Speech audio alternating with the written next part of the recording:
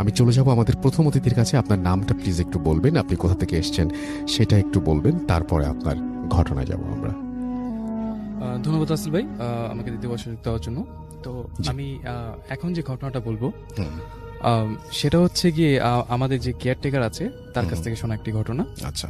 তো তিনি তখন ড্যামরা একটি বাসায় চাকরি করতেন। হুম, হুম। তো বাসাটা ছিল 6 তলা।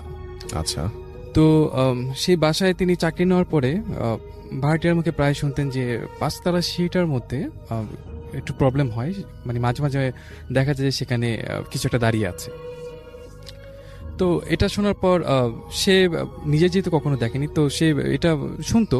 তো সে কখনো সে দেখতে যেত না রাতের বেলা। তো একদিন যেদিন ঘটনাটা ঘটে, তো সেদিন রাতের বেলা সে ট্যাঙ্কিতে পানি আছে কিনা সেটা চেক করার জন্য রাতের বেলা উঠতে যায়। তখন তার মনে পড়ে কথাটা, যে আসলে ভাড়াটিয়ার মুখে শুনেছিলাম যে 5 তলা সিঁড়িটায় সমস্যা আছে, সেখানে কিছু একটা দেখা যায়।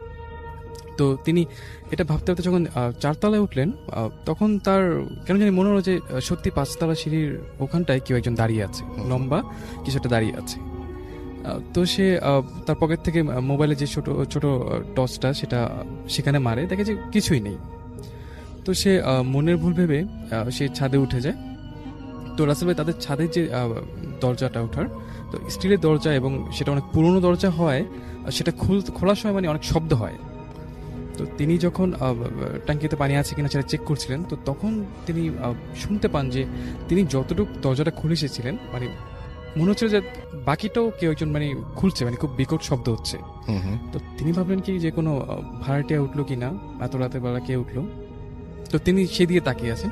আচ্ছা। তো তিনি ঠিক সেই মুহূর্তে রাসেল ভাই অন্ধকারের মধ্যে তিনি দেখতে পান যে 7-8 ফুট লম্বা একজন মানুষের অবয়ব একটা কিছু একটা, সে এদিকে হেঁটে আসছে, তার দিকে হেঁটে আসছে।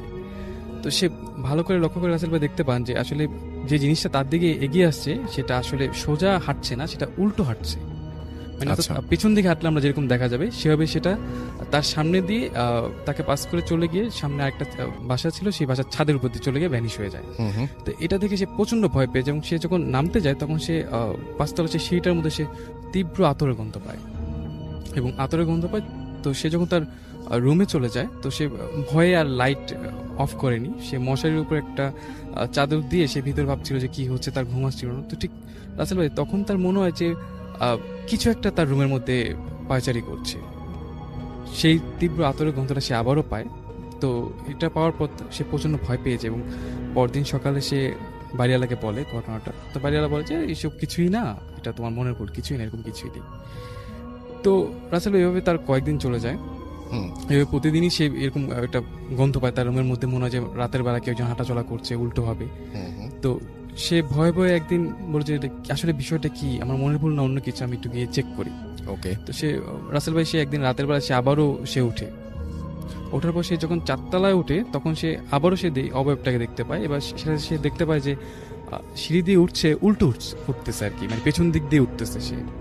তো এটা দেখার পর সে প্রচন্ড ভয় পেয়ে যায় এবং সে আর উপর ওঠার সাহস পায় না। সে রাসেল ভাই নিচে চলে আসে এবং সে চিন্তা করে যে এখানে থাকা যাবে না। তো সে পরের দিন বাড়িওয়ালাকে বলে এবং সে সেখান থেকে চাকরি ছেড়ে দেয়। আচ্ছা। রাসেল ভাই, এটাই ছিল second story. Thank you so much. আমরা ঝটপট আপনার ঘটনাটা শুনে আসবো। জি, আপনার নামটা একটু প্লিজ বলবেন, তারপর আপনার ঘটনায় যাব আমরা। Okay, thank you so much Rasel ভাই আমাকে আবার সুযোগ দেওয়ার জন্য। আমার নাম রায়ান রশিদ, এসেছি বাংলা মোটর থেকে। জি।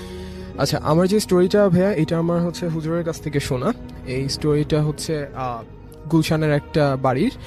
তো ওই লোকটা হচ্ছে অনেক বড় শিল্পপতি ছিলেন ওই ওনার বাড়িতে।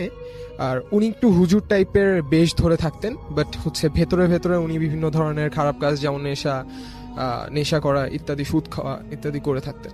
বাট বাইরে দিয়ে অলওয়েজ উনি খুব নামাজ কালামি বা মানুষকে দেখাতে খুব বেশি পছন্দ করতেন। তো একদিন তার বাসায় আর কি অনেক আত্মীয় স্বজনরা ছিল।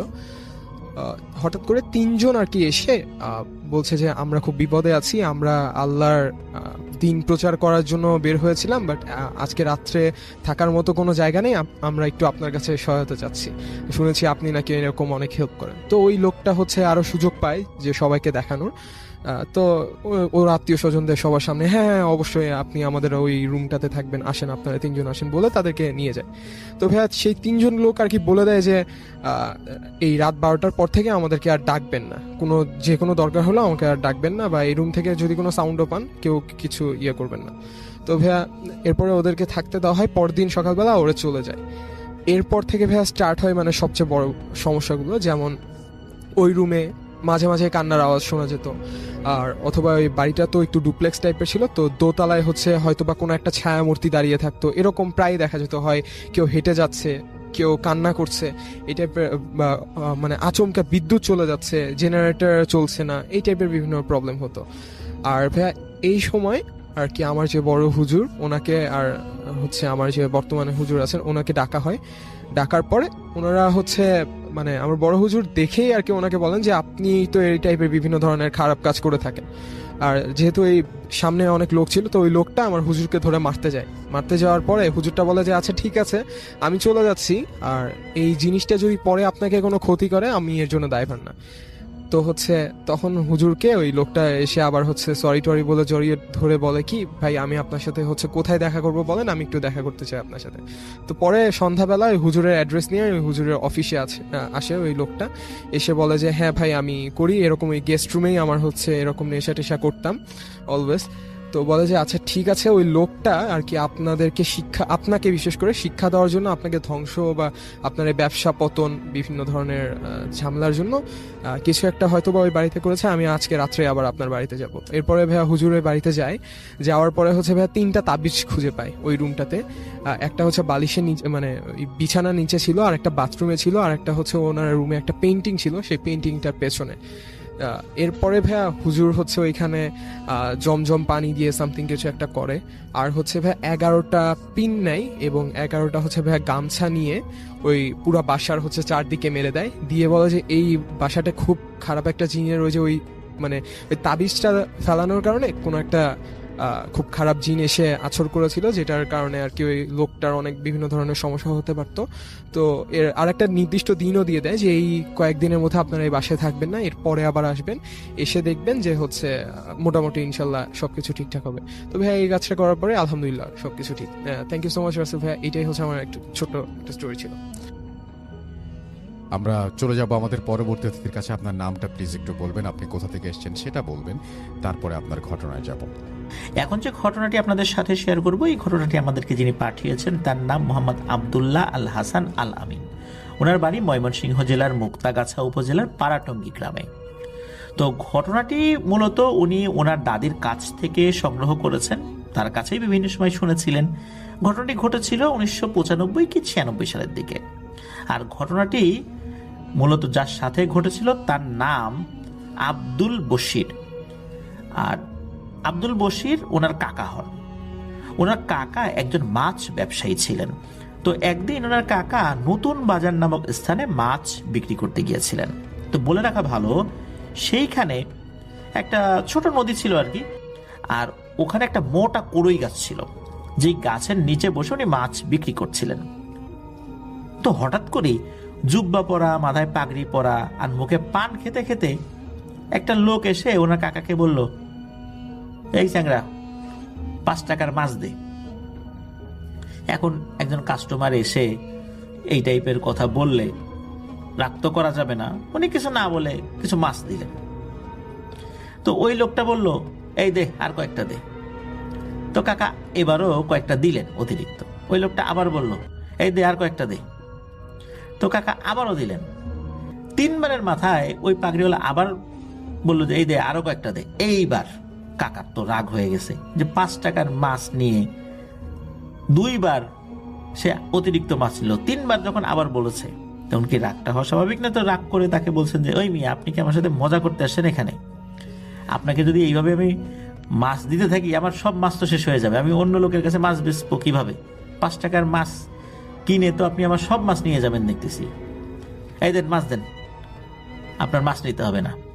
এই বলে তার হাত থেকে মাছ নিয়ে তার ওই 5 টাকা ফেরত দিয়ে বলেন যে আপনার মাছ খাওয়ার দরকার নাই, আপনি মাছ ধুয়ে পানি খান, যান, আমার মাছ আপনার খাওয়া লাগবে না। তো এই কথার উত্তর ওই লোকটা কিছু বলল না, উনি চলে গেলেন। তো যাওয়ার পর কাকা আবার চিন্তা করে, আহারে একটু হুজুর মানুষ, শেষবার মতো চাইছিল, দিতাম। কেন যে এরকম ব্যবহার করলাম, উনি নিজে মন খারাপ করছেন আর কি, এইসব কথা চিন্তা করে। আচ্ছা, ওনাকে ডাক দিই, একটু সরি বলে জিনিসগুলো দিয়ে দিই, এরকম চিন্তা করছেন আর কি, যে মাপটাপ চেয়ে দিয়ে দিব। তো যখনই এটাকে খোঁজার চেষ্টা করেন, না, তাকে আর খুঁজে পাওয়া গেল না। এত তাড়াতাড়ি লোকটা উধাও হয়ে যাবে এটা তো হওয়ার কথা না। আর ওই লোকটাকে উনি আগে কখনো দেখেনও নাই, আশেপাশে 2-4-10 গ্রামের মানুষও উনি না, এটা নিশ্চিত হয়েছেন। কারণ দীর্ঘ সময় তো হয়তো মাছ বিক্রি করতেন, সেখানে এই টাইপের লোকের আনাগোনা উনি আসলে দেখেন নাই। তবে বিষয়টাকে কাকা প্যারানর্মাল ভাবে নিলেন না, উনি সাধারণ মানুষ মনে করেছিলেন। তবে ওই দিন উনি মাছ বিক্রি করে বেশ ভালো লাভ করেছিলেন। তো মাছ বিক্রি করে কাকা যখন সন্ধ্যার দিকে বাড়িতে যান, আর তখন উনি মুখে পান দিয়ে খেতে খেতে যাচ্ছিলেন। তো একটা কথা বলে রাখা ভালো, এই যে এই বশির কাকা, উনি কিন্তু কখনো পান, বিড়ি, সিগারেট এগুলো কিচ্ছু খেতেন না। তা আশেপাশের লোকজন দেখছে যে এই বশির মিয়া সে পান খেতে খেতে যাচ্ছে, সবার মনের মধ্যে এইটাই এসেছে যে আজকে মনে হয় লাভটা হয়েছে, তাই শখ করে একটু পান খাচ্ছে আর কি। আর হয় না, গ্রামে অনেক সময় মুরব্বীর একসাথে বসলে এই নাও একটা পান খাও, হাতে ধরায় দেয়, তখন কেউ পান না খেলেও পান চাবাতে থাকে, হয়তো ওই রকম করে কেউ দিয়েছে, উনি খাচ্ছে। উনি পান খেতে খেতে বাড়িতে গেছে। যাওয়ার পর কাকার মা যখন এই কাকাকে বলছে যে এই নে গোসল কর, মাছ টাছ বিক্রি করে আসলি গোসল কর, তখন নাকি কাকা মোটা গলায় বলে ওঠে, আমি গোসল করব না, আমি পবিত্র। তখন কাকার মা বলে, আরে দূর বেটা, কিসের পবিত্র, তুই মাছ টাছ বিক্রি করছিস না, গায়ে কত কিছু মাছের পানি টানি ছিটে পড়ছে, এই যা গোসল করে। তখন কাকা আবার বলে ওঠে, এই মস্করা করবি না আমার সাথে, বলছি না আমি পবিত্র, আমি গোসল করব না। কাকার মা এই কথা শুনে অবাক হয়ে গেছেন, কিরে আমার সাথে তুই তুই করে কথা বলছিস, আমি নাকি ওর সাথে মস্করা করতেছি। এটা শোনার এইসব চিন্তা করে বা ওনার মুখে ওইটা শোনার পরে ওনার তো রাগ হয়েছে। তো উনি আবার বলছেন, এই তোর বললাম না যা গোসল করে আয়। তখনই নাকি কাকা লাফ দিয়ে এসে ওনার মায়ের গলা টিপে ধরেছেন। আর যখনই ওনার মা চিৎকার শুরু করেছেন, তখনই গলা ছেড়ে দিয়েছেন এবং ছেড়ে দিয়ে নদীর দিকে দৌড় দিয়েছেন। আর মুখে শুধু একটাই কথা বলছিলেন যে আমাকে বলে মাছ ধুয়ে পানি খানগা, কত বড় সাহস, আজকে নদীতে চুবাই ওরে পানি খাওয়াবো। এদিকে কাকার মায়ের চিৎকার শুনে আশেপাশে সবাই চলে আসে, কি হয়েছে বলে, ওই যে দেখো, ওই যে দৌড় দিচ্ছে, কি ধরনের উল্টাপাল্টা কথা বলতেছে। তখন সবাই আবার কাকার পিছনে দৌড় দিয়েছেন, তাকে তো ধরতে হবে, নিশ্চয়ই প্যারানর্মাল কোনো কিছু হয়েছে। তো কয়েকজন চেষ্টা করে ধরতে প্রথম দিকে না পারলেও অবশেষে 5-6 জন মিলে তাকে ধরতে সক্ষম হন। তখনও উনি নদী পর্যন্ত পৌঁছান নাই আর কি। আর ওনার বাড়ির একদম কাছাকাছি একজন মহিলা কবিরাজ ছিল। তো সেই মহিলা কবিরাজ এই কথা শুনে চলে আসছে। তো মহিলা কবিরাজ সে ওই জিনকে হাজির করেছে অল্প সময়ের মধ্যেই। আর জিন তো আসলে তার ভেতরেই ছিল, হাজির করার কিছু ছিল না আসলে ওই অর্থে। ওই জিনটা কি করেছে, ওই মহিলা কবিরাজ 14 গোষ্ঠীর নাম বলতে শুরু করে এবং হেসে হেসে বলতে থাকে যে আমারে তুই ছাড়াতে পারবি, আচ্ছা ঠিক আছে, আমাকে ছাড়ানোর চেষ্টা করলে আমি একে ছেড়ে চলে যাব, কিন্তু তোকে কিন্তু ধরবো, আর তোকে যদি আমি ধরি না, তুই তো মরবি, তোর বাচ্চা কাচ্চা সহ এর পরবর্তী প্রজন্ম এগুলোর আমি মারতে থাকবো, ভাগ এখান থেকে ভাগ, আমার কাজে বাধা সৃষ্টি করিস না, ও আমার সাথে বেয়াদবি করছে, আমি ওর শাস্তি দিব। তো মহিলা কবিরাজ আসলে ওইভাবে ওরকম বড় কোনো কবিরাজ ছিলেন না, এই টুকটাক ঝাড়ফুক, টুকটাক জিনের চিকিৎসা, জিন হাজির করতে পারতেন, জিন যদি আপোষে চলে যাইতো এই টাইপের কোনো কাজ করতে পারতেন, এইটুকু ছিল ওনার মোটামুটি একটু জানাশোনা আর কি। তো উনি যখন বুঝতে পারছেন যে এই জিনটা খুব শক্তিশালী, একে আসলে ছাড়ানো সম্ভব ওনার পক্ষে হবে না, তখন ওই মহিলা বলেন যে আমি পারবো না, আমি গেলাম, এই কথা বলে উনি বাসায় চলে গেছে। তখন আবার চেচুয়া বাজার নামক একটা জায়গা থেকে একজন কবিরাজকে আনা হয়। সেই কবিরাজ কাজ শুরু করার আগেই ওই কাকার ভিতরে থাকা জিনটা বলে ওঠে, এই তুই যদি আমার কাছ থেকে একে ছাড়াস, তুই কিন্তু বাড়ি পর্যন্ত পৌঁছাইতে পারবি না, বাড়িতে যাওয়ার আগে আমি তোরে ধরবো, তখন দেখবো তোর কোন বাপ এগিয়ে এসে তোকে বাঁচায়। কবিরাজ আসলে ওই মহিলা কবিরাজের মতোই ছিল, তার দৌড়ঝাঁপও খুব বেশি দূর ছিল না, সে বুঝতে পারে এই জিনকে কাবু করা তার পক্ষে সম্ভব না। এখন এই অবস্থায় যখন প্রত্যেকেই সারেন্ডার করে চলে যাচ্ছে, এই উপস্থিত লোকদের মধ্যে একটা লোক উনি আবার আসছেন। হ্যাঁ, উনি আবার আসছেন। ওই লোকটাকে ওই গ্রামের সবাই চেনেছে। সেও আসলে টুকটাক কবিরাজ ঝাড়ফুঁক করলেও ওই গ্রামে ওই যে মহিলা কবিরাজ বা এই যে মাত্র যে কবিরাজ আসছে, সবাই ধারণা করতো এই দুই কবিরাজের কাছে উনি কিছু না। কিন্তু এই লোকটাই এগিয়ে আসে। এই লোকটার নাম হলো আতামিয়া। আতামিয়া যখন এগিয়ে আসছে, ওই জিনটা তো তাকে ভয় দেখানোর চেষ্টা করে। তখন আতামিয়া বলে ওঠে যে, এই একটা কথা মনে রাখিস, আমি আল্লাহ ছাড়া আর কাউকে ভয় পাই না।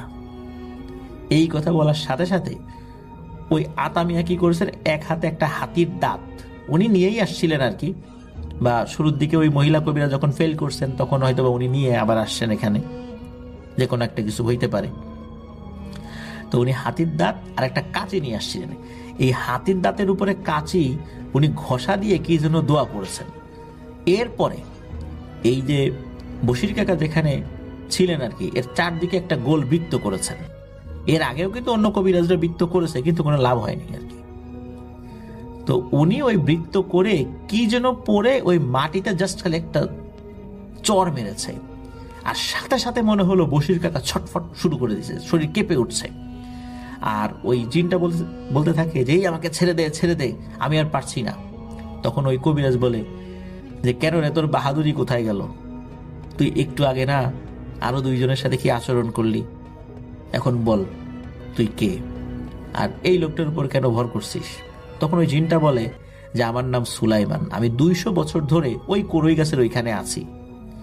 আমি ওর কাছে মাছ কিনতে গেছিলাম, আমি তো ওর কাছে ভিক্ষা নিতে যাই নাই।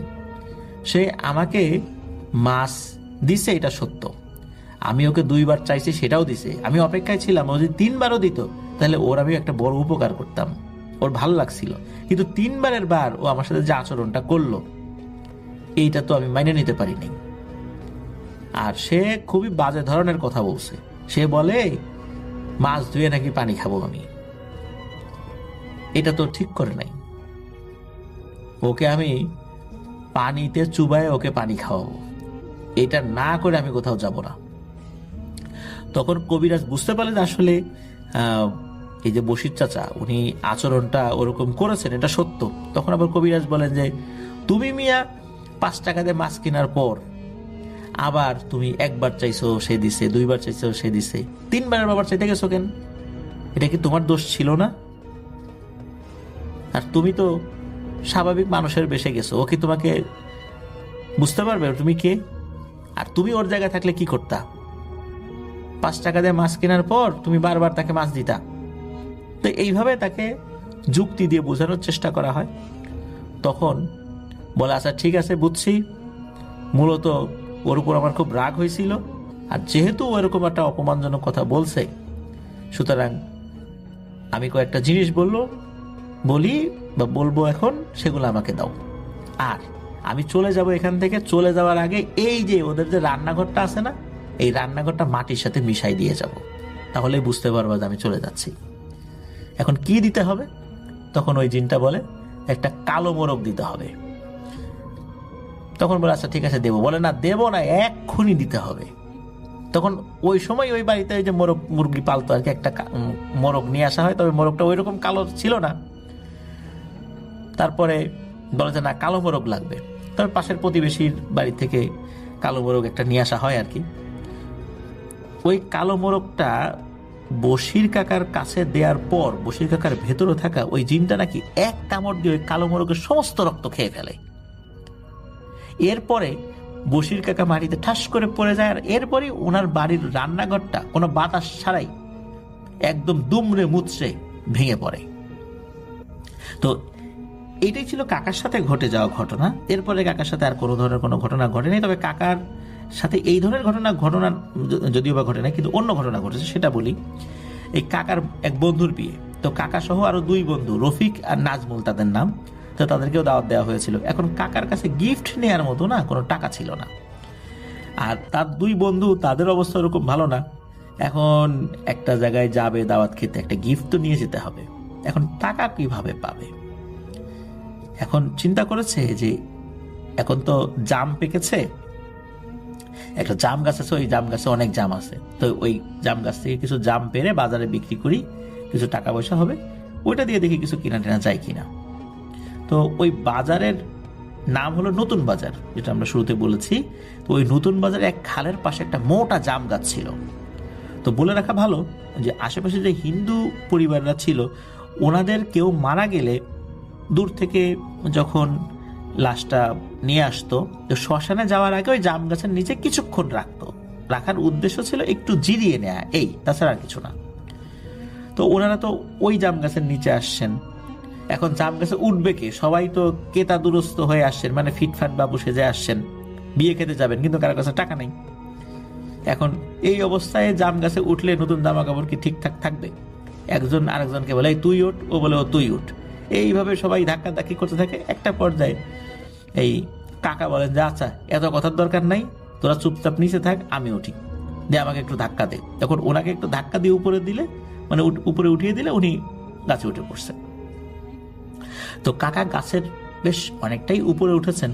তো কাকা যেই ডালে বসে জাম পাড়ছিলেন, হঠাৎ করে দেখেন যে তার একটা পাশের চিকন ডালে একটা বাচ্চা মেয়ে বসে জাম পাড়ছে। তো কাকা ধমক দিয়ে বলে যে এই ছেমরি, তুই এত উপরে উঠছিস কেন? তুই তো পড়ে গেলে মারা যাবি রে, এই তাড়াতাড়ি কাছ থেকে নাম। তখন ওই মেয়েটা বলে যে আমার কিছু হবে না, তুই তোর চিন্তা কর, তুই আমার জাম গাছে জাম পাড়তে আসছিস, আচ্ছা ভালো কথা, জাম পার, জাম পেরে চলে যা, আমার কথা তোর চিন্তা করতে হবে না। কাকা উনি এই বাচ্চা মেয়ের মুখে তুই তুকারি শুনে তার তো ভীষণ রাগ হয়। তখন বলে যে এই, আমি তোর ভালোর জন্য বললাম, আর তুই কিনা আমারে তুই তুই করে কথা বলছিস, গাছ থেকে নামবি নাকি আমি তোর ধাক্কা দিয়ে ফেলে দিব। তখন ওই মেয়েটা রাগে বলে ওঠে, এত বড় সাহস তোর, তুই আমার গাছ থেকে আমাকে ধাক্কা মেরে ফেলে দিবি? তা দেখ আমি তোর কি করি। যখনই বলছে দাঁড়া আমি তোর কি করি, তখন চাচা দেখে যে দপ করে ওই মেয়ের চোখ দুটো মনে হলো আগুনের মতো জ্বলে উঠল। দিন দুপুরে এই ধরনের ঘটনা দেখে কাকা তো প্রচন্ড ভয় পান। শুধু ভয় যে পেয়েছেন বিষয়টা এরকম না, ওই মেয়েটা নাকি কাকার যেই ডাল, মানে যেই ডালে কাকা বসেছিলেন, সেই ডালে নাকি জাস্ট খালি পা দিয়ে একটা টাচ করেছে, সাথে সাথে ওই মোটা ডালটা ভেঙে যায়, আর ভেঙে আসলে নিচে পড়ে।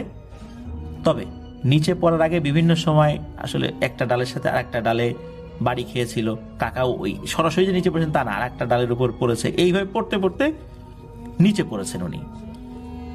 আর নিচে যখন পড়েছেন, অদ্ভুত ব্যাপার হলো যে ওনার মুখের যতগুলো দাঁত ছিল সবগুলো দাঁত পড়ে গেছে, আর মুখ দিয়ে অনবরত রক্ত বের হচ্ছে। তো কাকার এই অবস্থা দেখে অন্য বন্ধুরা তো প্রচন্ড ভয় পেয়েছেন। এখন ওনারা কি করবেন বুঝতে পারছেন না।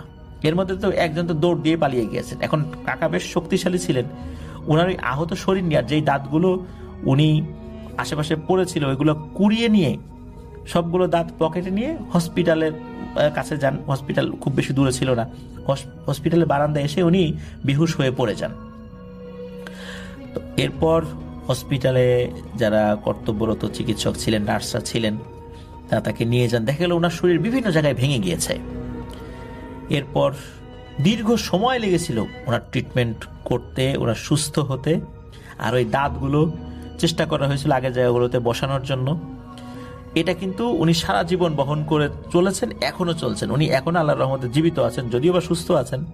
তবে একটা ব্যাপার হলো, উনি যদি ওনার মাথার চুল ফেলে দেন, মানে মাথা টাক করে ফেলেন, তখন দেখা যায় ওনার মাথা থেকে ঘাড়ের মাঝ বরাবর একটা কালো দাগ আছে। উনি যখনই মাথা নাকি টাক করেন, সাথে সাথেই উনি বেহুশ হয়ে যান। এরপরে ওনার জ্ঞান ফেরে, কিন্তু মাথা নেড়া করার সাথে সাথে বা টাক করার সাথে সাথে উনি জ্ঞান হারিয়ে ফেলেন। এটা একটা রহস্য। আর ওখান থেকে পড়ে যাওয়ার পর শরীরের হাড়গোড় ভাঙবে এটা ঠিক, কিন্তু সবগুলো দাঁত পড়ে যাবে। যদিও বা উনি বুঝতে পেরেছিলেন পরে যে বিষয়টা অস্বাভাবিক ছিল, আর যেটা ঘটেছে এটা মোটেও স্বাভাবিক না, ওই মেয়েটাও স্বাভাবিক কেউ ছিল না। এটা পরে বুঝতে পেরেছে, কিন্তু ওই অবস্থাতে দিন দুপুরে এটা তো আসলে বোঝা ওনার পক্ষে সম্ভব ছিল না। দিনের বেলা একটা বাচ্চা মেয়ে গাছে উঠতে পারে, গ্রামে এরকম অনেক ছোট ছোট বাচ্চা ছেলে মেয়ে আছে যারা অনায়াসে গাছে উঠতে পারে, উনি ওরকমটাই মনে করেছিলেন। আর একটা বাচ্চা মেয়ের মুখে তুই তুকারি শুনে ওনার তো আসলে ভালো লাগবে না, এটাই স্বাভাবিক, এটাই হয়েছে। আর এইটার প্রতিবাদ করতে গিয়েই উনি এই বিপদটাতে পড়েছিলেন আর কি। তো যাই হোক, এটি ছিল ঘটনা।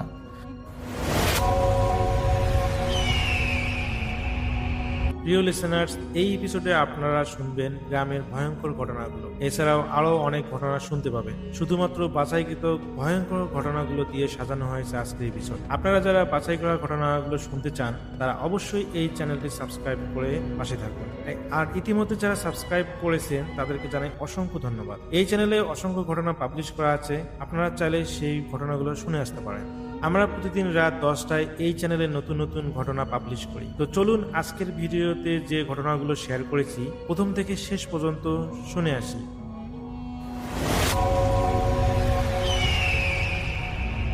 আসসালামু আলাইকুম, আমি শাওন।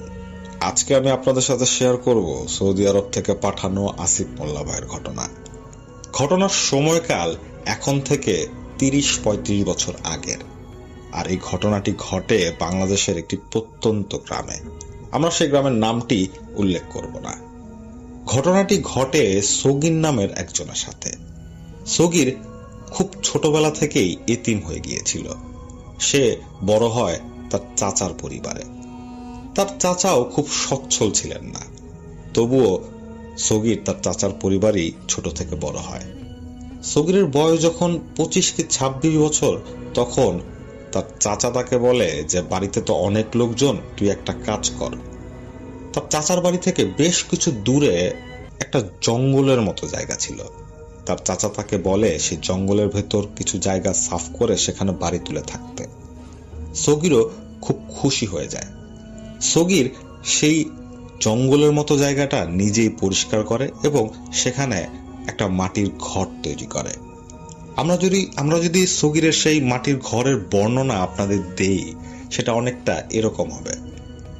সেটা ছিল এক কামরার একটা মাটির ঘর এবং সে ঘরের সামনে ছোট্ট একটু উঠোন, এবং পুরো বাড়িটাকেই ঘিরে ছিল ঘন জঙ্গল, এবং কিছু দূরে একটা বিল ছিল। সগীর পেশায় ছিল দিনমজুর। সে প্রত্যেকদিন সকালবেলা কাজের জন্য বেরিয়ে যেত এবং সেদিনের কাজ করে সে সন্ধ্যাবেলা বাড়ি ফিরত। বেশ কিছুদিন পর সগীরের চাচা সগীরকে একটা বিয়ে করিয়ে দেন। এরপর থেকে সগীর এবং সগীরের স্ত্রী একসাথেই সে বাড়িতে থাকা শুরু করে। তাদের ছোট পরিবারটা খুব সুন্দরভাবে চলছিল, কিন্তু তারা সচ্ছল ছিলেন না। সগীর প্রত্যেক দিন কিছু ইনকাম করে নিয়ে আসতেন, সেদিন সেই টাকা দিয়েই তাদের রাতের খাবার জুটত। তারা স্বামী স্ত্রী চিন্তা করেন যে তারা কঠোর পরিশ্রম করবেন যাতে ভবিষ্যতে তারা সচ্ছল জীবনযাপন করতে পারেন। সেই উদ্দেশ্যে তারা দুইজনই খুব কঠোর পরিশ্রম করেন এবং তাদের পরিশ্রমের ফলস্বরূপ তারা একটা গরু কিনে ফেলেন পালবার জন্য, এবং সাথে কিছু হাঁস মুরগিও কিনে ফেলেন। এরপর থেকে সগীর প্রত্যেক দিন কাজে যেত এবং সগীরের স্ত্রী বাড়ি থেকেই এই গরু হাঁস মুরগি পালত। যেদিনের ঘটনা, সেদিন সকালবেলা সগীর তার কাজের উদ্দেশ্যে বেরিয়ে যায়। বাসায় ছিল সগীরের স্ত্রী। দুপুরের কিছু আগে সগীরের স্ত্রী সেই গরুটিকে নিয়ে যায় সেই বিলের পাড়ে। সেই বিলের পাড়ে অনেক বড় বড় ঘাস ছিল, তাই সগীরের স্ত্রী চিন্তা করেন যে তিনি সেখানে নিয়ে গিয়ে তার গরুটিকে খাওয়াবেন। তিনি যখন সেই গরুটিকে বাঁধছিলেন সেই জায়গায়, হঠাৎ তিনি একটা শব্দ শুনতে পান। শব্দটা কোত্থেকে আসছে এটা যখন দেখার জন্য তিনি আশেপাশে তাকাচ্ছিলেন, তখন তিনি দেখতে পান শব্দটা আসছে একটা ড্রেনের ভিতর থেকে। ড্রেনটা ছিল সেই বিল থেকে সেচ কাজের জন্য একটা ছোট ড্রেন তৈরি করা হয়েছিল, সেই ড্রেনের ভেতর থেকে। সগীরের স্ত্রী সেখানে যান। তিনি গিয়ে দেখতে পান সেই ড্রেনের পানির ভেতর বিশাল একটা মাছ। এটা দেখে তিনি খুবই অবাক হন। তিনি দেখতে পান মাছটা এতই বিশাল যে মাছটার পুরো শরীর পানিতে ডুবছে না, মাছটার কিছু অংশ পানির উপরে ভেসে আছে এবং মাছটা প্রচন্ড ছটফট করছে। সগীরের স্ত্রী সেই ড্রেনের ভেতর নেমে যান মাছটিকে ধরার জন্য। তিনি কোনোভাবেই সেই মাছটিকে ধরতে পারছিলেন না। তিনি অনেক চেষ্টা করছিলেন, কিন্তু কোনোভাবেই তিনি মাছটি ধরতেই পারছিলেন না। হঠাৎ সগিরের স্ত্রী নজর যায় পাশে পড়ে থাকা একটা কাঠের টুকরোর দিকে। সে দ্রুত উঠে গিয়ে সে কাঠের টুকরোটি নিয়ে আসে। এরপর তিনি সেই কাঠের টুকরোটি দিয়ে সেই মাছের মাথায় বেশ কয়েকটা বাড়ি দেন। তার ফলে মাছটি মারা যায়। সগিরের স্ত্রীও খুব খুশি হয়ে যায়। সে সেই মাছটিকে বাসায় নিয়ে এসে কেটে রান্না করে ফেলে। সেদিন সন্ধ্যার কিছু পর সগির বাড়ি ফেরে। সগির যখন বাড়ি ফেরার পর সগিরের স্ত্রী তাকে বলে যে আজকে আমি একটা বিশাল মাছ পেয়েছি সে বিলের পারে। সগিরও খুব খুশি হয়ে যায়। সে চিন্তা করে আজ অনেক দিন পর তারা একটা বড় মাছ খেতে পারবে। রাতের বেলা তারা স্বামী স্ত্রী যখন খেতে বসলো, তারা কিছুতেই সেই মাছটা খেতে পারলো না। মাছটা স্বাদে খুবই বিশ্রী ছিল। তারা ভাতই খেতে পারলো না। সগির খুবই অবাক হয় যে এত বড় একটা মাছের স্বাদ এত বিশ্রী। সগিরের স্ত্রী চিন্তা করে যে হয়তো রান্নার কোনো ভুল। তাই সেদিন রাতের বেলা সে সেই মাছটিকে আগুনে জাল দিয়ে রেখে দেয় পরদিন সকালবেলা খাওয়ার জন্য। সেদিন রাতের মতো সগির এবং সগিরের স্ত্রী ঘুমিয়ে যায়। মাঝরাতের দিকে সগিরের ঘুম ভাঙে। ঘুম ভাঙার পর সে শুনতে পায় তার বাড়ির আশেপাশ দিয়ে অনেকগুলো পুরুষ এবং মহিলা একসাথে বিলাপ করে কাঁদছে। সে এই শব্দে চমকে যায়। কি হচ্ছে ব্যাপারটা এটা বোঝার জন্য সে যখন শোয়া থেকে উঠে বসলো, বসার সাথে সাথে চারপাশের শব্দ একসাথে চুপ হয়ে যায়। সগির কেন জানি ভয় পেয়ে যায়। সে তার পাশে শুয়ে থাকা তার স্ত্রীকে ঘুম থেকে জাগায়।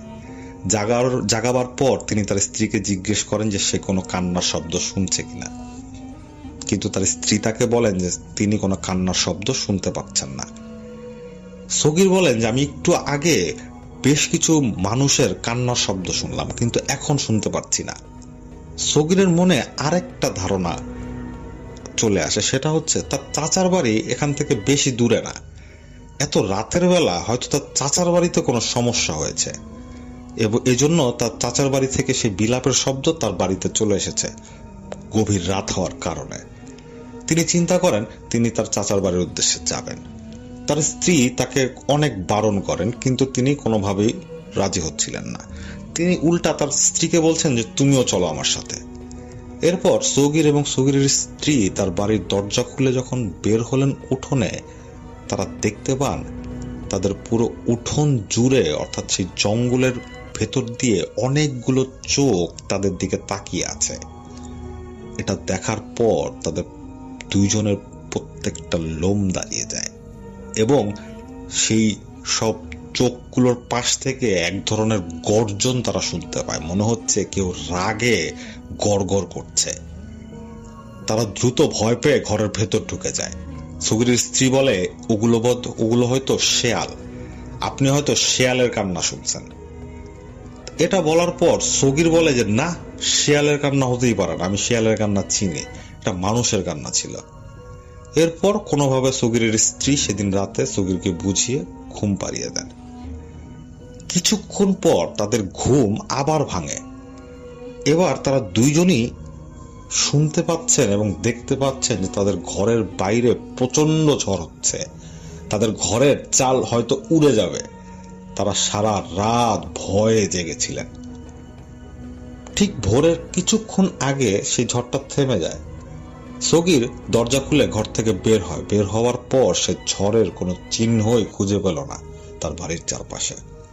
সগির এবং সগিরের স্ত্রী খুব ভয় পেয়ে যায়, কিন্তু এসব বিষয় নিয়ে আসলে তাদের চিন্তা করবার সুযোগও ছিল না, সময়ও ছিল না। কারণ প্রত্যেক দিনের কাজ তাদের প্রত্যেক দিন করতে হতো, তা না হলে তাদের খাবার জুটত না। সেদিনের মতো সগির আবার তার কাজে চলে যায়। সেদিন রাতের বেলা তারা যখন আবার ঘুমাচ্ছিল, ঠিক তখন আবার তাদের ঘুম ভেঙে যায় সেই ঝড়ের শব্দে। তারা আজকেও দেখতে পাচ্ছেন তাদের ঘরের চারপাশে প্রচন্ড শব্দে ঝড় হচ্ছে। এবার সগির চিন্তা করেন তিনি বাইরে গিয়ে দেখবেন যে আসলেই ঝড় হচ্ছে কিনা, কিন্তু সগিরের স্ত্রী সগিরকে কোনোভাবেই ঘরের বাইরে যেতে দিচ্ছিলেন না। তিনি হয়তো কিছু একটা আঁচ করেছিলেন। সেদিন রাতে তারা খুব কষ্টে সেদিন রাতটা পার করেন। পরদিন সকালবেলা তারা যখন ঘর থেকে বের হন, তারা কোনো ধরনের ঝড়ের কোনো চিহ্নই খুঁজে পেলেন না। তারা খুবই অবাক হন। তৃতীয় দিন রাতের বেলাও ঠিক একই ধরনের ঘটনা ঘটে। তাই চতুর্থ দিন সকালবেলা সগীর তার এলাকার ইমাম হুজুরের কাছে যান। ইমাম হুজুরের কাছে গিয়ে তিনি পুরো ঘটনা খুলে বলেন। তিনি সেই মাছের ঘটনাটি বলেন না, তিনি বলেন যে তিনি রাতের বেলা তার বাড়ির চারপাশে প্রচন্ড ঝড়ের শব্দ হয়, কিন্তু সকালবেলা তারা কিচ্ছুই দেখতে পান না। সেই মাছের ব্যাপারটাও আসলে সগীরের কাছে অত ইম্পর্টেন্ট কিছু ছিল না, তাই তিনি হুজুরকে বলতে ভুলে গিয়েছিলেন।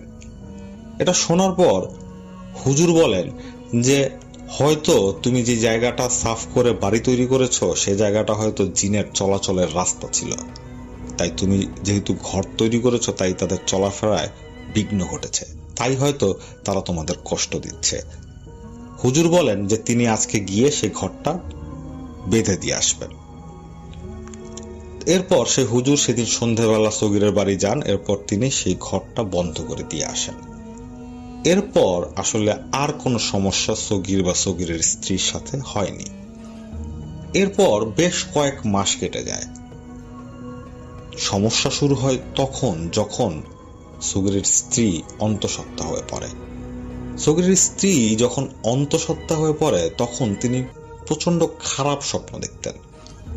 তিনি প্রায় দেখতেন তার স্বপ্নে কিছু কালো অবয়ব এসে বলতো যে তোর সন্তানটাকে নিয়ে যাব, তুই যেমন আমাদের সন্তানকে নিয়ে গিয়েছিলি ঠিক তেমনি ভাবে। প্রায় প্রত্যেক রাতে সগীরের স্ত্রী এই ধরনের স্বপ্ন দেখতেন। তিনি তার স্বামীকে বলতেন যে আমি প্রচন্ড খারাপ স্বপ্ন দেখি। সগীর ব্যাপারটাতে সেরকম মাথা ঘামাতো না। যেদিনের ঘটনা সে সময় সগীরের স্ত্রী প্রায় 7-8 মাসের অন্তঃসত্ত্বা। সগীর চলে যায় তার নিত্যদিনের কাজে। বাড়িতে ছিল একমাত্র সগীরের স্ত্রী। সন্ধে হওয়ার কিছুক্ষণ আগে সগীরের স্ত্রী সে গোয়াল ঘরের দিকে যাচ্ছিলেন। বাড়িতে কাজ করবার কেউ ছিল না, তাই এই অবস্থায় সগীরের স্ত্রীকে কাজ করতেই হতো। তো তিনি যখন গোয়াল ঘরের দিকে যাচ্ছিলেন, ঠিক তখনই তিনি শুনতে পান তার পেছন দিক থেকে কিছু একটা প্রচন্ড গতিতে তার দিকে ছুটে আসছে। সেই শব্দটা এতই ভয়ানক ছিল যে সগীরের স্ত্রী সেখানে ঠায় দাঁড়িয়ে যান। তার সাহস হয় না মাথা ঘুরিয়ে দেখবার যে পেছনে কি হচ্ছে। কিছুক্ষণ পর হঠাৎ তার মনে হলো তার পেছন দিক থেকে কেউ একজন তাকে ধাক্কা দিল এবং তিনি উপুর হয়ে মাটিতে পড়ে যান এবং তার পেটটা ছিল তার শরীরের নিচে। তিনি প্রচন্ড ব্যথা পান। ব্যথায় তিনি চিৎকার করে ওঠেন, কিন্তু আশেপাশে তাকে সাহায্য করবার মতো কেউ ছিল না। তিনি ব্যথায় সেখানে অজ্ঞান হয়ে পড়ে যান। সেখানে অজ্ঞান হয়ে তিনি শুয়ে থাকেন সেই ব্যথার যন্ত্রণায়। কিছুক্ষণ পর সগীর যখন বাড়িতে ফেরে তিনি এসে যা দেখেন সেটা হচ্ছে তার স্ত্রী উঠোনে অজ্ঞান হয়ে পড়ে আছে। তিনি ভয় পেয়ে যান। তিনি তার স্ত্রীকে কোলে করে তার রুমে গিয়ে বিছানায় শুয়ে দেন এবং তিনি দৌড়ে গিয়ে তার চাচার বাড়ি থেকে তার চাচা, চাচি, চাচাতো ভাইদের নিয়ে আসে।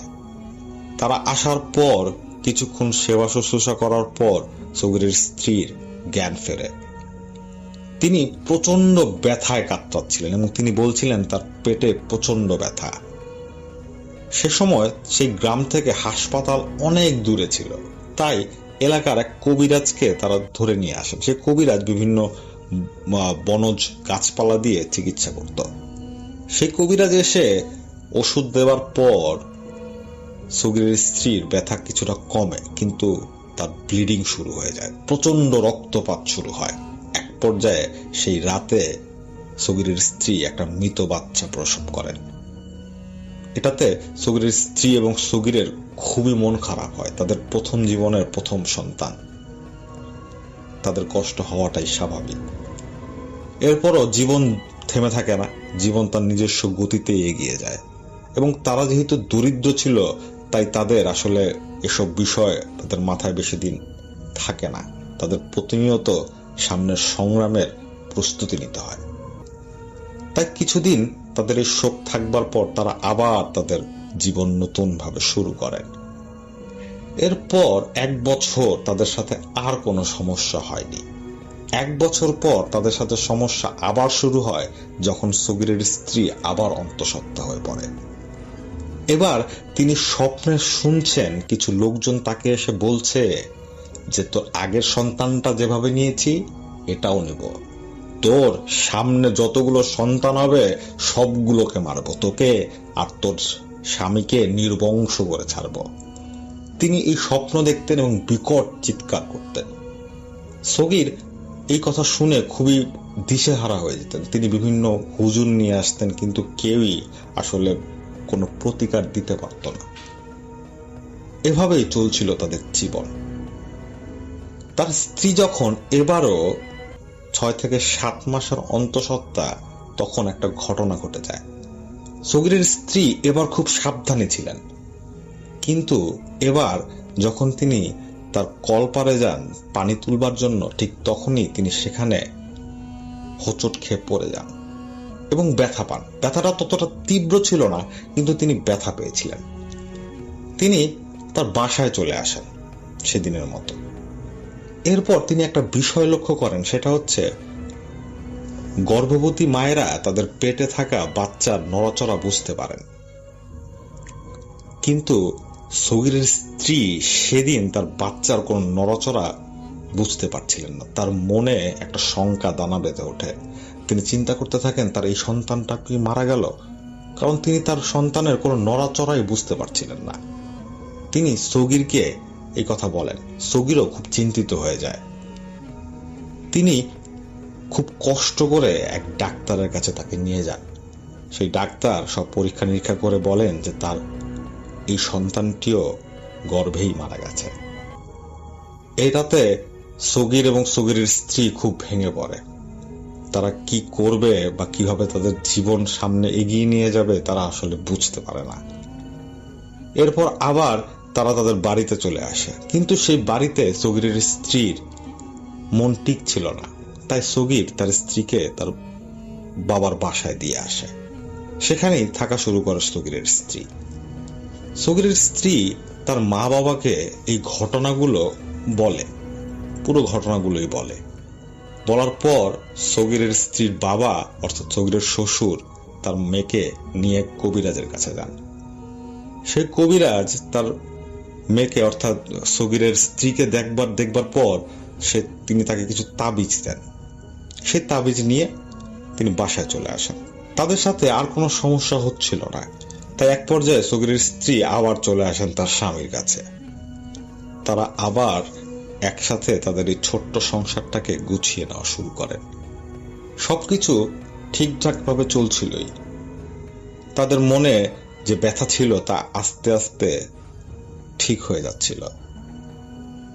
এর 2 বছর পর সগিরের স্ত্রী আবার অন্তঃসত্ত্বা হন। অন্তঃসত্ত্বা হওয়ার পর তিনি এবারও খুব ভয় পেয়ে যান, কিন্তু এবার তিনি আর কোনো স্বপ্ন দেখেননি এবং খুব ভালোভাবেই তার এই সন্তানটা জন্মগ্রহণ করে। একটা মেয়ে সন্তান ছিল। মেয়েটা দেখতে খুব ফুটফুটে ছিল। মেয়েটার বয়স যখন 2-3 বছর, তখন পর্যন্ত কোনো সমস্যা মেয়েটার সাথে হয়নি, কিন্তু যখন তার বয়স 2-3 বছর এর পরেই একটা সমস্যা হয়। সেই সমস্যাটা হচ্ছে এই মেয়েটাকে একদিন খুঁজে পাওয়া যায় না। সগিরের স্ত্রী তার মেয়েকে খোঁজার জন্য চারপাশ বিভিন্ন ভাবে খোঁজাখুঁজি করেন, কিন্তু কোনোভাবেই তিনি তার এই মেয়েকে খুঁজে পাচ্ছিলেন না। এলাকার লোকজন একসাথে এই মেয়েটাকে খোঁজার জন্য চারপাশ ছুটে যায়। কিছুক্ষণ পর সেই মেয়েটার লাশ পাওয়া যায় তাদের বাড়ির পাশের সে বিলে। এটা দেখে সগির এবং সগিরের স্ত্রী পুরোপুরি ভেঙে যায়। সগিরের স্ত্রী প্রায় পাগলের মতো হয়ে যায়। এলাকার লোকজন খুবই মর্মাহত হয় তাদের এই অবস্থা দেখে। এরপর সে এলাকারই এক আলেমের ঠিকানা দেন। সেই আলেমকে সগিরকে বলেন যে সে আলেমের কাছে গিয়ে সেই আলেমকে নিয়ে আসতে। সেই আলেম এই ধরনের সমস্যার সমাধান করেন। কারণ সগির এবং সগিরের স্ত্রীর যে অবস্থা হচ্ছিল সেটা দেখে গ্রামবাসীও খুব দুঃখ পাচ্ছিল। এরপর সগির সে আলেমের কাছে যান। সে আলেমকে তিনি তার বাড়িতে নিয়ে আসেন। আসার পর তিনি পুরো ঘটনা খুলে বলেন। তখন সে আলেম বলেন যে আজকে রাতের বেলা আমি আপনাদের বাড়িতে আসর বসাবো, আমার সাথে একজন জিন থাকেন, আমি তাকে দিয়ে খোঁজ নেওয়াবো। সেদিন রাতের বেলা সেই কথা মতোই সে হুজুর আসর বসালেন। কিছুক্ষণ পর সে হুজুর আসরে বসার কিছুক্ষণ পর তিনি সগীরকে ডাক দিয়ে বলেন যে এখানে একটা সমস্যা হয়ে গেছে, সমস্যাটা আপনারা না বুঝে করেছেন, কিন্তু এটা একটা বিশাল সমস্যায় রূপ নিয়েছে। সেটা হচ্ছে আপনার স্ত্রী একদিন একটা মাছ নিয়ে এসেছিল সেই বিলের পাড় থেকে, বিশাল একটা মাছ। সেই মাছটা ছিল এক জিনের সন্তান। আপনার স্ত্রী না বুঝেই সেই মাছটাকে অর্থাৎ মাছরূপী জিনটাকে মেরে ফেলে। এতেই এই জিনের যে গোত্রটা এখানে থাকতো তারা ক্ষেপে যায় এবং তারা আপনার বংশকে নির্বংশ করবে বলে সিদ্ধান্ত নিয়েছে। এখানে যা হয়েছে সেটা পুরোপুরি ভুল বোঝাবুঝি, কিন্তু এই জিনেরা খুবই নৃশংস, তারা আপনার বংশকে নির্বংশ করবে। তখন সগীর খুব ভয় পেয়ে যায় এবং তিনি আলেমকে বলেন যে আপনি এইটার একটা ব্যবস্থা করেন। তখন আলেম বলেন যে আমি চেষ্টা করতে পারি, বাকি সবকিছুর মালিকই আল্লাহ।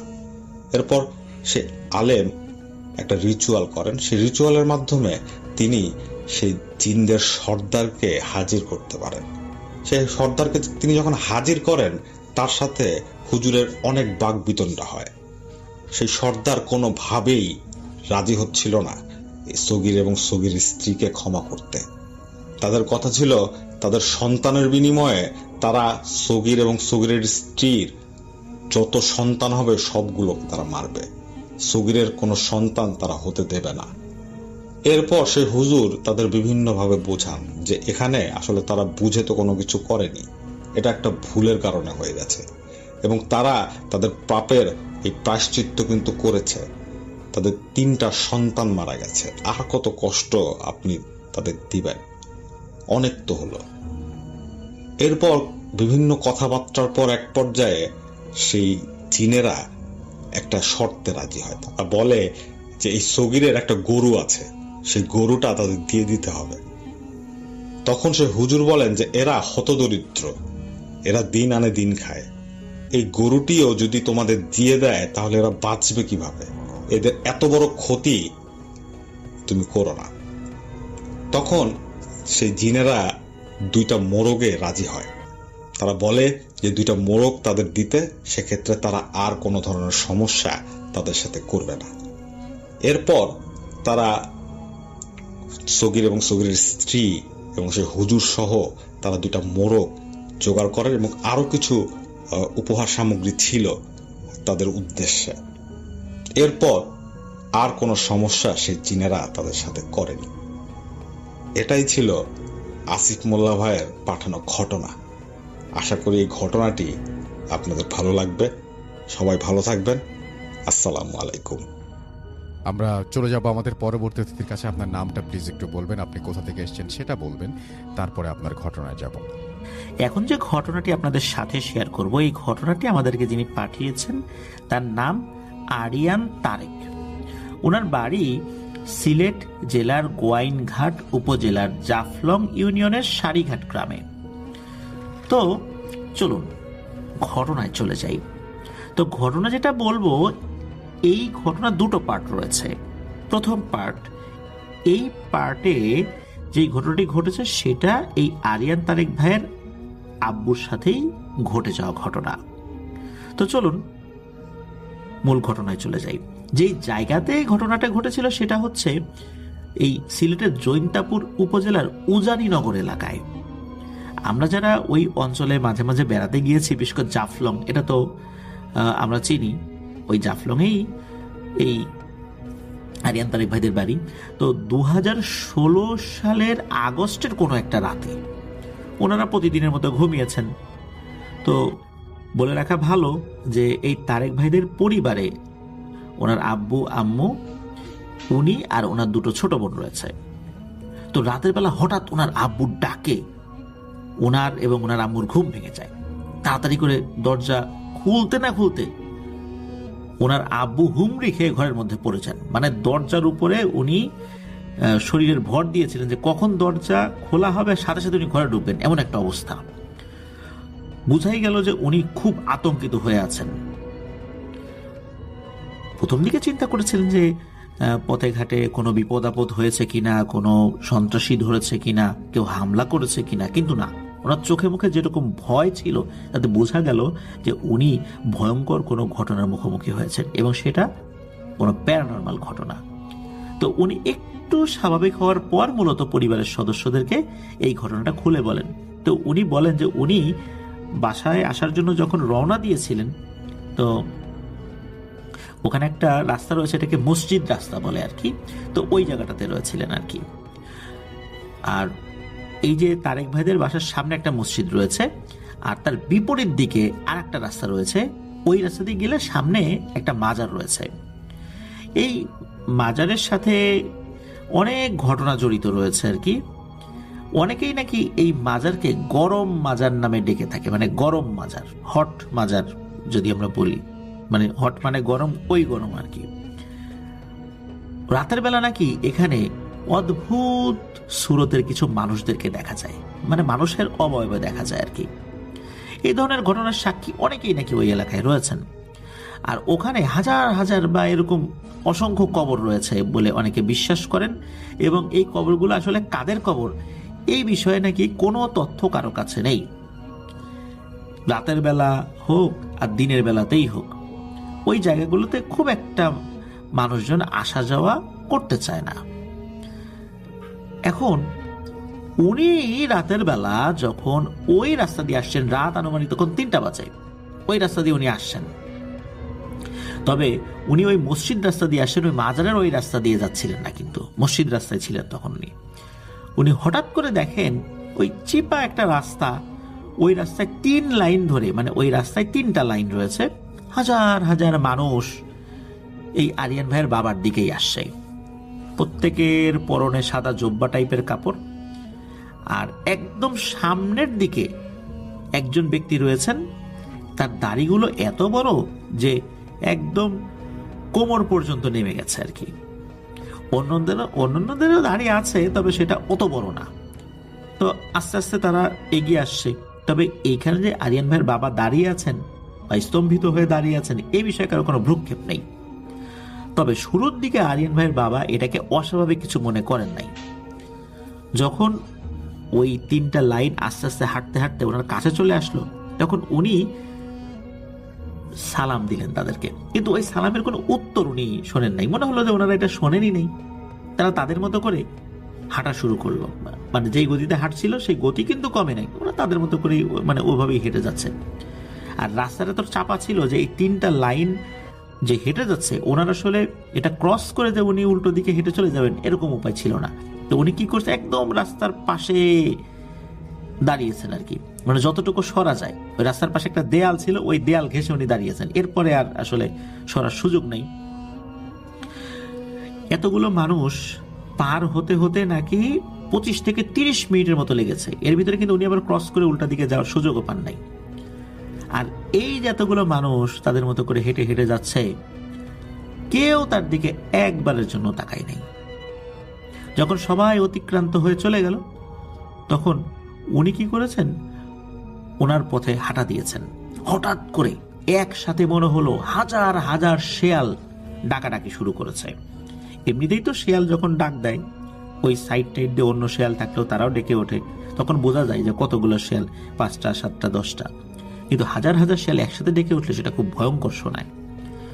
তো এই আওয়াজটা আসছিল আবার পেছন দিক থেকে, মানে যেই দিকে এই যে 3টা লাইন ধরে যে লোকগুলোকে দেখা গেল এরা চলে গিয়েছে।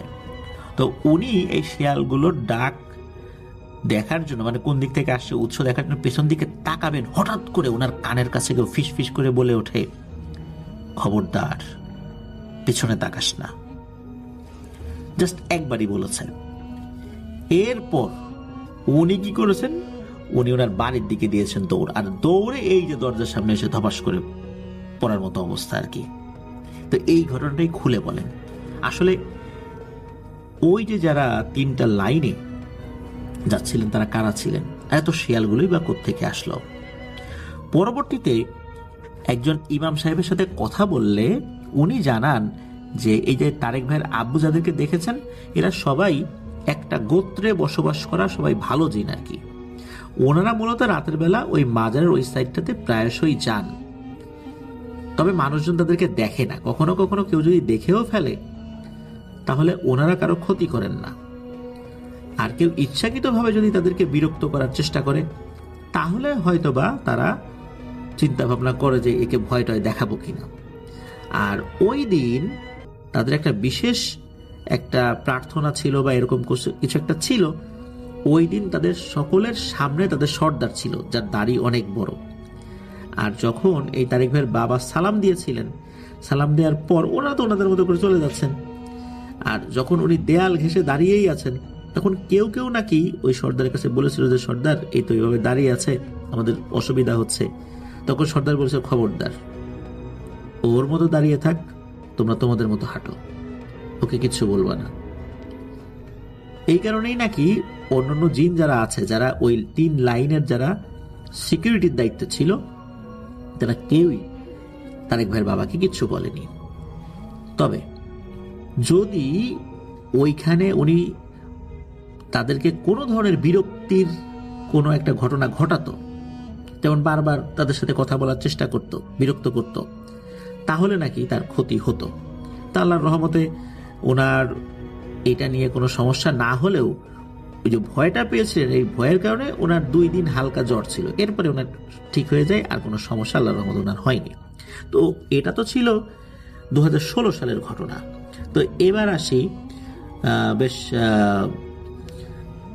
এটা যে আগের ঘটনা বলবো সেটাও না, আবার আগের ঘটনাও বটে। কেন আমি বলছি সেটা হচ্ছে এই যে তারেক ভাই উনি তো মাঝে মাঝেই আপনাদের ওয়ার্ল্ড ওনার মোবাইলে চালান।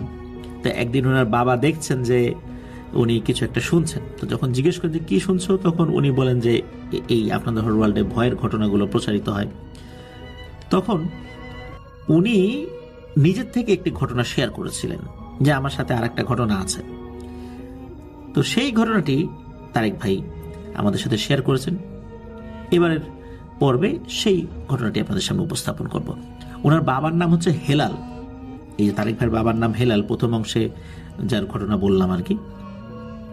তো ছোটবেলায় ওনার খেলার সাথে অনেকে ছিলেন, তার বন্ধু মারুফ, শান্ত, আইমান, সুলতান চা, এরকম অনেকেই ছিলেন আর কি। তো উনি যখন ছোট ছিলেন তখনকার ঘটনা। তো এই বন্ধু বান্ধবদের এই সার্কেলের আবার মাছ ধরার জন্য বেশ নাম ডাক ছিল এলাকায়।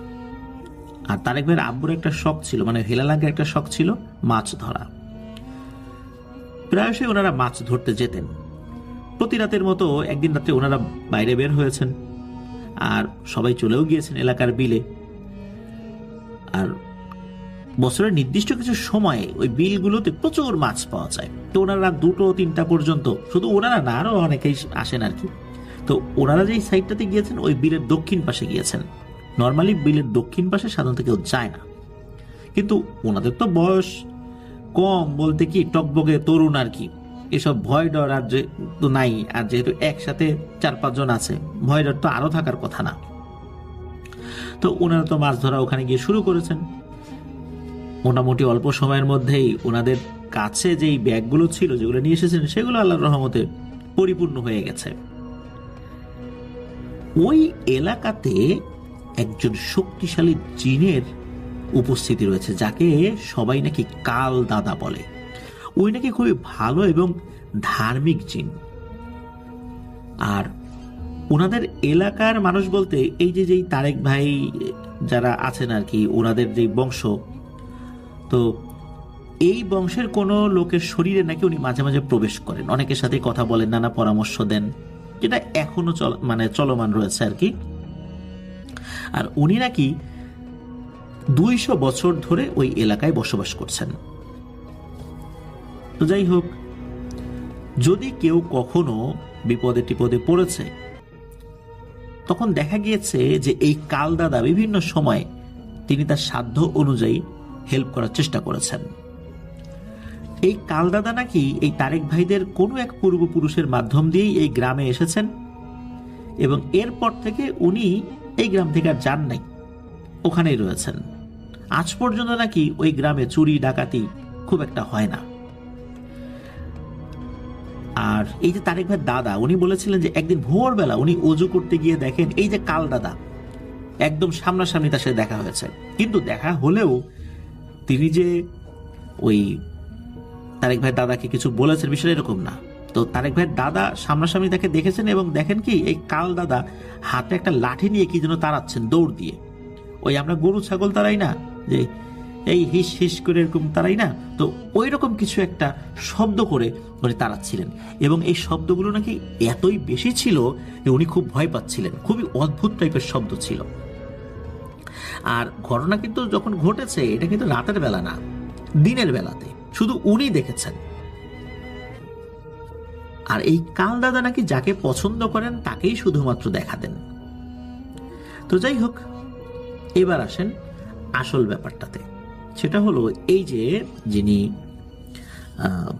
আমাদের তারেক ভাইয়ের বাবা, উনি অবশ্য এটা বিশ্বাস করতে চাইতেন না, কারণ উনি তো কখনো দেখেন নাই। তো ওইখানে একটা নদী রয়েছে, সারি নদী বলে। এই সারি নদীতে কোনো একটা সময় নাকি তারেক ভাইয়ের বাবা উনি ডুবে যাচ্ছিলেন। তো হঠাৎ করে দেখা গেল লম্বা জব্বা পরিহিত একজন ব্যক্তি, গলায় রুদ্রাক্ষের মালার মতো কোনো একটা মালা রয়েছে। তো উনি এসে খপ করে তার হাত টেনে ধরেছেন এবং হাত টেনে ধরে একদম নদীর পাড়ে নিয়ে রেখেছেন এবং বলছেন, কিরে তুই তো আমাকে বিশ্বাস করিস না তাই না? এখন বিশ্বাস করলি তো? তোদের বংশের এই নিয়ে আমি 6 জনের সামনে আসছি, তুই দিয়ে 6ষ্ঠ ব্যক্তি যে আমাকে তোদের বংশের কেউ দেখলি। এরপরে নাকি উনি সাথে সাথেই ভ্যানিশ হয়ে যান। এটা কিন্তু দুপুর বেলার ঘটনা। দুপুরবেলা কিন্তু এই ঘটনা ঘটেছিল, উনি নদীতে পড়ে গিয়েছেন, কোনো কারণে উনি সাঁতার কাটতে পারছিলেন না। হঠাৎ করে নাকি শরীরটা ভারী হয়ে যায়। উনি এমনি সাঁতার কাটতে পারেন, কিন্তু ওই সময় শরীরটা ভারী হয়ে যাওয়ার কারণে নিজের উপর নিয়ন্ত্রণ হারিয়ে ফেলেন, সাঁতার কাটা সম্ভব হচ্ছে ওনার পক্ষে আর কি। যাই হোক, এবার আসি আমরা সেই ঘটনাতে। সেই ঘটনাটা ওই যে মাছ ধরার সময় যেটা চলছিল আর কি, ওই মূল ঘটনাতে চলে আসি। তো মাছ ধরা তো শেষ, যখন শেষ হয়ে যায় তখন রাত 3টা হবে। সকল বন্ধুর বলতে গেলে তো মাছ টাছ বেশ ভালোই পেয়েছে সবাই। এখন সবাই বাড়ির দিকে যাওয়ার সিদ্ধান্ত নিয়েছেন। কিছুক্ষণ হাঁটার পর যখন খালের পাশে ওনারা এসেছেন, ঠিক তখনই ওনার এক বন্ধু, যার নাম মারুফ, সে বলে, এই চুপ চুপ, সবাই চুপ, একদম শব্দ করা যাবে না। তো সবাই তো চুপ এবং বলছে নিচু হয়ে থাক। তো ওনারা মনে করেছেন, মানে এই যে তারেক ভাইয়ের বাবা মনে করেছেন যে, এবং ওনার অন্যান্য বন্ধু বান্ধবরা মনে করেছে হয়তো ভাই বিলে কোনো মাছের পোনা দেখেছে, তাই নীরব হয়ে থাকার কথা বলেছে যাতে মাছগুলো পালিয়ে না যায় শব্দ পেয়ে। কিন্তু 10 থেকে 15 সেকেন্ড পর ওনারা আসল ঘটনা ধরতে পারেন, কারণ ওনারা যেই জায়গাটাতে ছিলেন ওটা ইন্ডিয়ান বর্ডারের খুব কাছাকাছি। সেখানে মাঝে মাঝেই ওই বর্ডার হয়ে অনেক ধরনের প্রাণী চলে আসতো, বাঘও আসতো ওই সময়, এখন তো আর ওইরকম নাই। মাঝে মাঝে হরিণও চলে আসতো, হরিণকে ধরার জন্য বাঘও চলে আসতো। এরকম ঘটনা কিন্তু অনেকেই দেখেছে। বিভিন্ন সময় এই বাঘগুলোকে গ্রামবাসী আটক করত একটা সময়, কারণ সেগুলো গ্রামে ঢুকে গৃহপালিত পশু পাখির বা পশুগুলোর উপর আক্রমণ করতো আর কি। তবে কিছু কিছু বাঘ ছিল আবার মেছো বাঘ প্রকৃতির আর কি, ওই রকম রয়্যাল বেঙ্গল টাইগার ওইরকম বড় বাঘ ওই খুব একটা দেখা যেত না। আর এই মেছো বাঘগুলোই মূলত বেশি আসতো গ্রামের দিকে। তো যাই হোক, এখন ওনারা তো চুপ করে নিচু হয়ে বসে আছেন, কিন্তু একটা শব্দ ওনাদের কানে ভেসে আসে। কিন্তু এই শব্দ শুনে মনে হচ্ছে কোনো একটা হাতি যদি দ্রুত হেঁটে যায় কেমন ধপ ধপ আওয়াজ হয় ওই রকম। ওনারা চিন্তা করছেন হাতি টাতি নাকি, কিন্তু না। হঠাৎ করে দেখেন প্রকাণ্ড আকারের একটা বাঘ, যার চোখ দুটো আগুনের মতো জল করে জ্বলছে। তো এই বাঘ দেখে তো ওনারা এক চুলো নড়তে পারছেন না। এই বাঘ আবার ওনাদের সামনে চলে আসছে। চিন্তা করছেন যে সর্বনাশ, এই বাঘের পেটে তো এখন সবাইকে যেতে হবে। কিন্তু না, বাঘ ওনাদেরকে কিছু না করে লাফ দিয়ে আর একটা জায়গায় গিয়ে প্রায় 20 ফুট দৈর্ঘ্যের একটা খাল অতিক্রম করে। আর ওনারা যখন দেখেছেন বাঘ ওখান থেকে সরিয়ে গেছে, ওনারা তো শরীরের সমস্ত শক্তি একত্র করে দিয়েছেন এক দৌড়। গ্রামের পাশেই তো সারি নদী, আর নদীর পাড়ে দিয়ে ওই সময় কিন্তু আসলে এই যে তারেক ভাইদের বাবার বাড়ির রাস্তা ছিল আর কি, এখন তো অনেক রাস্তা হয়ে গেছে, তখন একটি মাত্র রাস্তাই ছিল। ওনারা 10 মিনিট প্রাণপণে দৌড়ানোর পর ওই রাস্তাতে চলে আসছেন, কিন্তু মনে করেছিলেন যে এই ঝামেলা আর হবে না। ঝামেলা কিন্তু বাকি ছিল। ওনারা ওইখানে দাঁড়িয়ে পেছন দিকে তাকিয়েছেন, তখন কিন্তু নদী অনেকটা দূরে রেখে ওনারা চলে আসছেন। হঠাৎ করে দেখেন ওই যে বাঘটা, ওই বাঘটা ওনাদের অনেক কাছাকাছি চলে এসেছে এবং ওনাদের দিকে খুব রাগান্বিত দৃষ্টিতে দেখেছে। তো ওইখানে তারেক ভাইয়ের বাবার 2 বন্ধু ছিল, আইমান এবং সুলতান। এই আইমান এবং সুলতান ওইখানেই অজ্ঞান হয়ে যায়। আর ঠিক ওই মুহূর্তে ওই বাঘটি আবার একই রকম ভাবে লাফ দিয়ে রাস্তা ক্রস করে ওইখানে আরেকটা রাস্তা ছিল, ওইটা দিয়ে চলে যায়। তারেক ভাইয়ের বাবা মারুফ এবং শান্ত নামে একজন ছিলেন, তারা চিন্তা করছেন যে এত বড় লাফ একটা বাঘ কি কখনো দিতে পারে? হ্যাঁ, দিতে পারে, কিন্তু এত বড় লাফ তো দিতে পারে না। তো যাই হোক, ওনারা তো ওই অবস্থার পর চিৎকার শুরু করেছেন। তখন তো বয়স ওনাদের কম, এত সাহস আর ধরে রাখতে পারেন আর কি। তো চিৎকার করছেন। আশেপাশের বেশ কিছু মানুষের ঘুম ভেঙে গিয়েছে, যাদের দূরে দূরে বাড়ি ছিল, তারা আলো নিয়ে বের হয়েছেন। তাদের এই আলো দেখে, হাতে যে হারিকেনের আলো বা এগুলো দেখে ওনারা একটু স্বস্তি পান। লোকজন যখন চলে আসে তখন আইমান এবং সুলতানকে ধরে তাদের বাসায় নিয়ে যায় সবাই। তো পরদিন 5 জনই খুব অসুস্থ হয়ে যান। 2-3 দিন পর আল্লাহর রহমতে সব ঠিক হয়ে যায়। তো একজন হুজুর কিছুদিন পরে ওনাদের এলাকায় ওয়াজ মাহফিলে আসেন। তো যখন ওনার কাছে এই বিষয়টা জানানো হয়, উনি এই বিষয়টা নিয়ে জানার জন্য কিছুটা সময় চান। উনি ভারত থেকে আসছিলেন আর কি, খুব বড় একজন আলেম। তো কিছু সময় পর উনি আবার সবাইকে ডাকেন। ডাকার পর বলেন যে আসলে আমি যার সাথে কথা বলেছি উনি খুব সম্মানিত একজন, আর ওনাকে এইভাবে ডাকা যায় না যে আমি ডাকলাম চলে আসলো। আমি আমার অনুগত জিনদের মাধ্যমে জেনেছি যে এই এলাকায় কালদাদা নামে একজন খুব পরহেজগার জিন থাকে, যিনি মানুষের উপকার করেন। মূলত ওই দিন ওই বাঘ বেশে উনি এসেছিলেন। কেন এসেছিলেন এই বিষয়টা নিয়ে কথা বলার জন্য আমি তো তাকে আদেশ করতে পারি না। আমি আমার জিনদেরকে দিয়ে তাকে অনুরোধ করেছি যদি উনি সময় বের করতে পারেন আমার সাথে যেন এসে একটু সাক্ষাৎ করেন, আমি ওনার সাক্ষাৎ প্রার্থী। তো উনি সম্মতি দেন এবং উনি এসেই আমার সাথে কথা বলেন। এটা কিন্তু ওই যে বলছে ভারতের ওই হুজুর, ওই কাল দাদা নিজেই এসে বলেছিলেন ওই বাচ্চাগুলো তো ওখানে আসছিল, ওই সময় ওদেরকে ক্ষতি করার জন্য কিছু দুষ্টু পিশাচগুলো ওদের পিছে পড়ে গিয়েছিল। আর ওই কাল দাদা যদি ওই সময় এসে ওদেরকে না তাড়াতেন তাহলে এই 5 জনেরই ভয়ঙ্কর বিপদ হতো। উনি মূলত দেখেছিলেন যে ওদের পিছনে পিশাচগুলো রয়েছে, তাই বাঘ বেশে এসে ওদেরকে তাড়িয়ে নদীর ওই পাশে পার করে দিয়েছিলেন। আর পরবর্তীতে এসে একটু রাগান্বিত দৃষ্টিতে তাদেরকে ভয় দেখিয়েছেন, কারণ হচ্ছে এই বিলের এই দক্ষিণ সাইডে আসার কথা না কারো। তো ওরা ওখানে কেন আসলো? এই দক্ষিণ সাইডে অনেক ভয়ের ঘটনা ঘটে, আর এই দুষ্টু পিশাচগুলো দক্ষিণ সাইডেই থাকে। এখানে তো ওদের বড় ধরনের বিপদ হতে পারতো।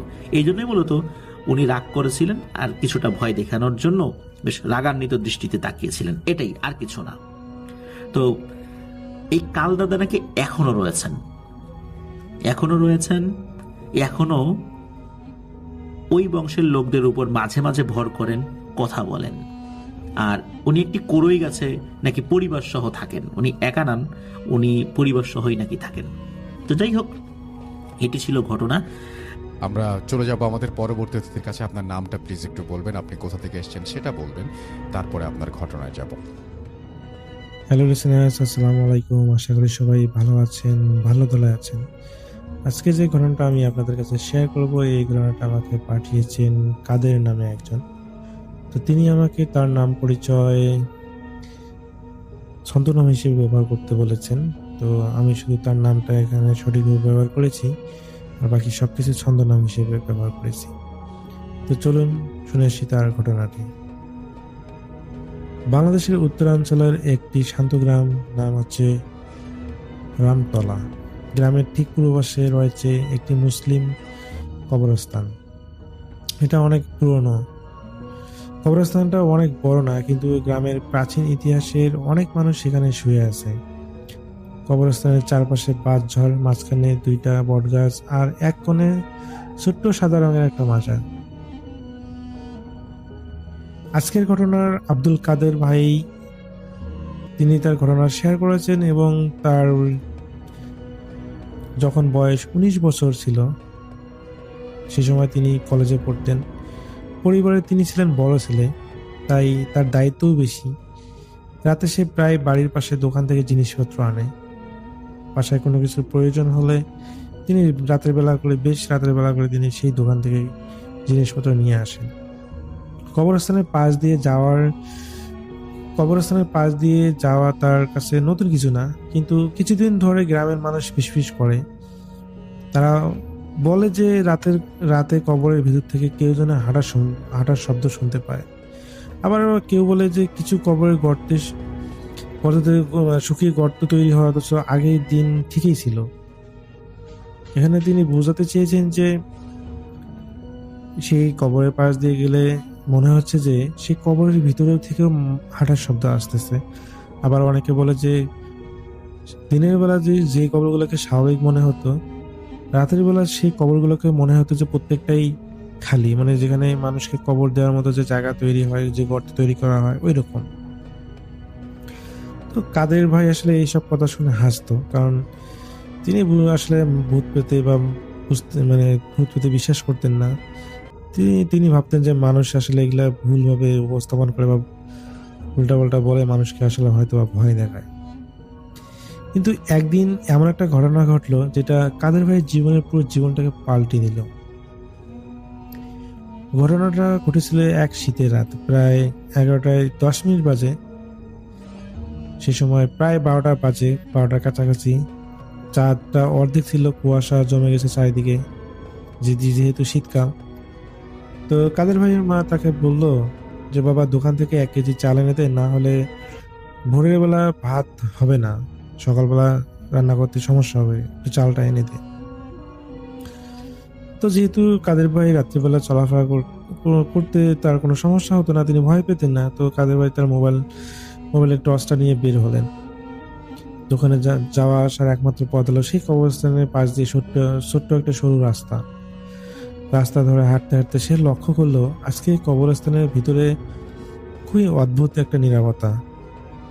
কুয়াশার মাঝে মনে হচ্ছিল কবরের সারিগুলো আরো উঁচু দেখাচ্ছে, যেন কেউ মাটির নিচে থেকে নড়তেছে। অথচ কাদের ভাই এসব পাত্তা দিল না। যখন সে কবরস্থানের মাঝ বরাবর পৌঁছালো, তখন হঠাৎ সে কিছু শব্দ শুনতে পেল। টুক টুক টুক। মনে হচ্ছিল সেই কবরের ভেতর থেকে কেউ টোকা দিচ্ছে এবং টোকা দেওয়ার ফলে একটা শব্দ তৈরি হচ্ছে। সে শব্দগুলো যেন টুকটুক শব্দ যেন ধীরে ধীরে বাড়তেছে। সে তার হাতে থাকা মোবাইলের টর্চ লাইটটা কবরের দিকে ধরলো। প্রথমে সে কিছুই দেখতে পেল না, কিন্তু কয়েক সেকেন্ড পর সে দেখলো একটা কবরের মাটি ধীরে ধীরে দুলছে। মাটি যেন ভিতর থেকে ফুলে উঠতেছে, আবার নেমে যাচ্ছে। কাদের ভাইয়ের গলা শুকিয়ে গেল। কেউ কি বেঁচে আছে নাকি, সে মনে মনে ভাবলো। হয়তো বা কেউ বেঁচে আছে আর কবর থেকে বের হওয়ার চেষ্টা করতেছে, তার কাছে এরকমটা তুমি মনে হলো। ঠিক একটু পরে মাটির নিচ থেকে স্পষ্ট পায়ের শব্দ শোনা গেল, টুপ টুপ টুপ, যেন কেউ হাঁটতেছে, কিন্তু মাটির নিচ দিয়ে। কাদের ভাই পিছিয়ে গেল, কিন্তু তার চোখ সেই কবরেই আটকে গেল। হঠাৎ মাটির মাঝে হালকা একটা ফাটল তৈরি হলো। ফাটলের ভেতর থেকে আস্তে আস্তে বের হলো একটি কালো ছায়া। মানুষের মতো, আবার মানুষের মতো নয়, এমন একটি ছায়া। ছায়াটা কুয়াশার সাথে মিশে দাঁড়িয়ে রইল কবরের ঠিক উপরে। আর ঠিক সেই মুহূর্তে কাদের স্পষ্টভাবে শুনল, আমার নিস্তার দে, আমি এখানে যেতে পারিনি। কাদের ভাই দৌড়াতে চেয়েছিল, কিন্তু তার পা কোনোভাবে নড়তেছে না। মনে হচ্ছিল ছায়া তাকে আসলে টেনে ধরে রেখেছে। ছায়াটা ধীরে ধীরে তার দিকে এগিয়ে এলো। কাদের ভাই দেখলো ছায়াটার কোনো মুখ নেই, শুধু দুটো গভীর কালো গর্তের মতো চোখ। ছায়াটা ফিসফিস করে বলল, কবরের পাশে দাঁড়াস না, তুই আমার জায়গায় দাঁড়াইছিস। কাদের ভাইয়ের হঠাৎ করে মনে পড়লো সে ঠিক সেই কবরের পাশেই দাঁড়িয়ে আছে যেখানে গত রোজার ঈদে আগে এক বৃদ্ধা লোক মারা গিয়েছিল। লোকটা নাকি অনেকদিন আগে এক জিনের সাথে চুক্তি করেছিল, মারা যাওয়ার পর নাকি সেই জিন তাকে ছাড়েনি। কাদের ভাই নিজের কান্নাকেই বিশ্বাস করতে পারতেছিল না। হঠাৎ কবরের চারপাশে থাকা বটগাছের শুকনো পাতাগুলো ঝড়ের মতো নড়তে লাগলো, কিন্তু আশ্চর্য বিষয়, বাতাস এক ফোঁটাও নেই। মাটির নিচ থেকে আবারও হাঁটার শব্দ উঠতে লাগলো, একটা না দুটো না অনেকগুলো, যেন মৃত মানুষগুলো হাঁটতে শুরু করেছে। কাদের ভাই বুঝতে পারলো এই জায়গাটা আর নিরাপদ নয়। সে হঠাৎ পা শক্ত করে দৌড়ানো শুরু করলো।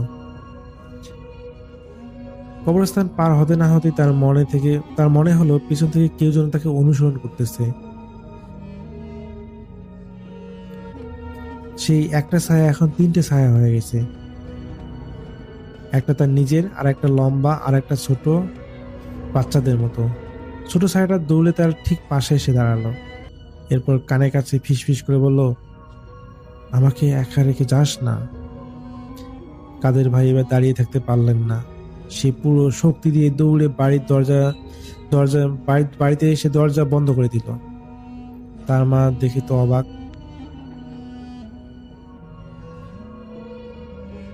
তার 2 হাত বরফের মতো ঠান্ডা, মুখ ফ্যাকাশে। কাদের শুধু একটাই কথাই বলতেই লাগলো, আমার পিছনে কেউ এসেছে, দরজা খুলবে না। সেই রাতটাই ছিল কাদের ভাইয়ের জীবনের সবচেয়ে ভয়ঙ্কর রাত। পুরো রাত দরজার ওখানে টোকা দিতে থাকে কেউ, কখনো জোরে কখনো বা আস্তে। কিন্তু আশ্চর্য বিষয়, ভোর হতেই যেন সবকিছু থেমে গেল। পরদিন গ্রামবাসী কবরস্থানে সেই জায়গা যায় যে কবর থেকে মাটি নড়তেছিল, সেটা একপাশে ভেঙে গেছে, মাঝখানটা বসে গেছে। আর ভাঙা মাটির ফাটলের কাছে দেখা গেছে ছোট ছোট পদচিহ্নের বাচ্চাদের পায়ের মতো, কিন্তু পাগুলো সাধারণ বাচ্চাদের মতো না, মনে হচ্ছে অন্যরকম। তো সেই মাজারে পীর সাহেব এসে বলেন, জিনদের দল থাকে, কিছু জিন মৃতদের শরীরের চারপাশে থাকে।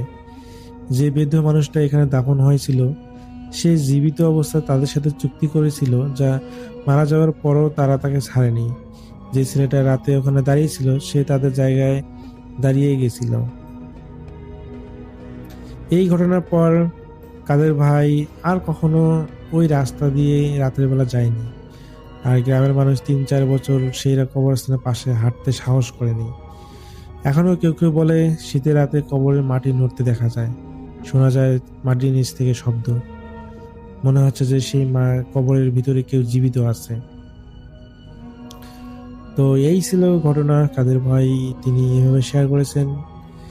তার ঘটনা সত্যিই অনেক ভয়ানক ছিল। আসলে রাতের বেলা কবরস্থানের পাশে যাওয়ার সময় অবশ্যই সেখানে দাঁড়ানো উচিত না, আমাদেরকে সেটা যত দ্রুত সম্ভব সেখান থেকে চলে যাওয়া উচিত। তো এই ছিল ঘটনাটি কেমন লেগেছে আশা করি আপনারা কমেন্ট করে জানাবেন। তো সবাই ভালো থাকবেন, সুস্থ থাকবেন এই প্রত্যাশায়। আল্লাহ হাফেজ। আমরা চলে যাব আমাদের পরবর্তী অতিথির কাছে। আপনার নামটা প্লিজ একটু বলবেন, আপনি কোথা থেকে এসেছেন সেটা বলবেন, তারপরে আপনার ঘটনায় যাব। আসসালামু আলাইকুম, আমি আহমদ উমার, মিরপুর 13, ঢাকা থেকে বলছি। তো কথা না বাড়িয়ে আমি প্রথমে আমার ঘটনায় চলে যাই। তো ঘটনাটা আসলে আমার না, আমি আমার চাচার কাছ থেকে শুনেছি, এবং আমার চাচা তার গ্রামের একজন মানুষের কাছ থেকে শুনেছে। তো আমাদের যে ঘটনাটি আমি এখন আপনাদের সাথে শেয়ার করতে চাচ্ছি, সে ঘটনাটি ঘটেছিল আজ থেকে 6-7 বছর আগে।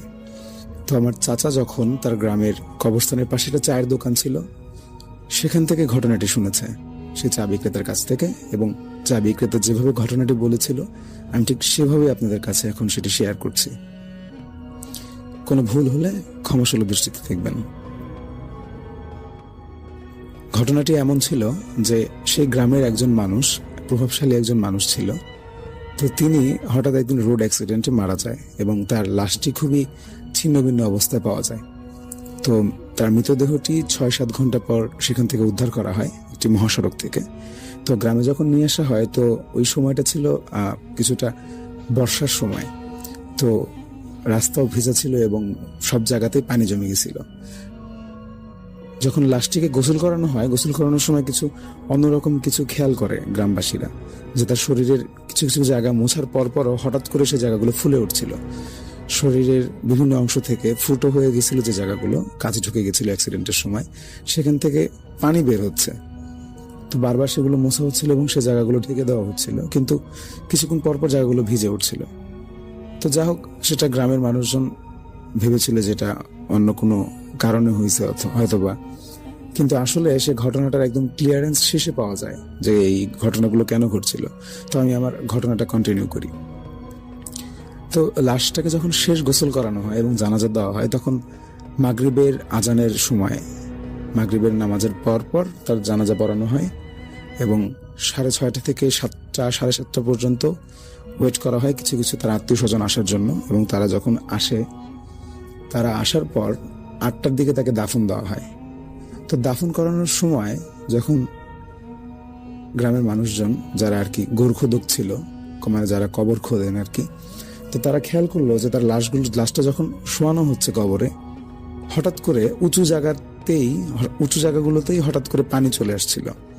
মানে তার যেহেতু বর্ষার সময় ছিল এবং তাকে অপেক্ষাকৃত উঁচু জায়গাতে কবর দেওয়া হয়, সেখানে হঠাৎ করে পানি ওঠার কোনো সম্ভাবনা ছিল না। কিন্তু খেয়াল করলেন সবাই যে তার কবরের ভেতর থেকে পানি উঠছে। তো যা হোক, কোনোভাবে তাকে কবর দিয়ে দেওয়া হলো। প্রথমে বাঁশ বিছানো হলো, তারপর চাটাই দিয়ে মাটি ফেলানো হলো। কবর দেওয়ার 2-3 দিন পরে খেয়াল করলো যে সেখানে কিছু ছোট টুকরো টুকরো সাদা কাপড় পড়েছিল কবরের পাশে। তো গ্রামবাসীরা এটাকে কাফন মনে করলো এবং সেটা আসলে কাফনের টুকরোই ছিল। এবং তারা এটা ভাবছিল যে এখানে হয়তো শিয়াল এসে রাত্রেবেলা সেখান থেকে মাটি কামড়ানোর সময় কিছুটা কাফনের অংশ চলে আসছিল বা লাশের কোনো অংশ চলে আসছিল। তো তারা অনেক ভীত সন্ত্রস্ত হয়ে তাদের এলাকার যে ইমাম সাহেব ছিল তাকে জানায়। এবং ইমাম সাহেব যখন বলল যে না, হঠাৎ করে এরকম কাফনের টুকরো টুকরো পড়ে থাকাটা শুধু শিয়ালের কাজ না, এটা আরো নিখুঁতভাবে খুঁটিয়ে দেখার জন্য তারা এটা নিয়ে কিছুটা ইনভেস্টিগেশনের মতো করলো। ইনভেস্টিগেশনের মতো করতে থাকলো এবং তারা একটা পর্যায়ে জানতে পারলো যে লোকটি ছিলেন, মানে প্রভাবশালী ছিলেন, তো তিনি তার স্বার্থ উদ্ধারের জন্য তিনি ছিলেন নিঃসন্তান। তো গ্রামের এক তান্ত্রিকের কাছে তিনি মুসলমান হয়েও কালো জাদুর প্রয়োগ করেছিল। সেই তান্ত্রিকের কাছে গিয়ে সে একটি সন্তান চেয়েছিল তার কাছে, যা ছিল পুরোপুরি ইসলাম ধর্মের, আমাদের মুসলমানদের বিপরীত একটি কাজ। তো সেই তান্ত্রিকের সাথে তারা দেখা করলো এবং সেই ইমাম সাহেব তাকে অনেক কিছু বোঝানোর পর সে ঘটনাটি বের করলো। এবং ঘটনাটি কিছুটা এরকম ছিল যে একদিন খুব ভীত সন্ত্রস্ত অবস্থা লোকটি তার কাছে গেল, গিয়ে বললো যে আমার বয়স হয়ে গেছে কিন্তু আমার কোনো সন্তান নেই, আমার এত সয় সম্পত্তি, এগুলো কে দেখভাল করবে? তো তখন সেই ইমাম সাহেব না, সেই তান্ত্রিক তাকে একটি বুদ্ধি দিয়েছিল। সেই বুদ্ধিটা হলো যে কবরস্থানে গিয়ে 7 দিন আগে কবর দেওয়া হয়েছে এমন কোনো বাচ্চার লাশ থেকে 3 থেকে 4 টুকরা কাফনের টুকরা নিয়ে আসতে হবে।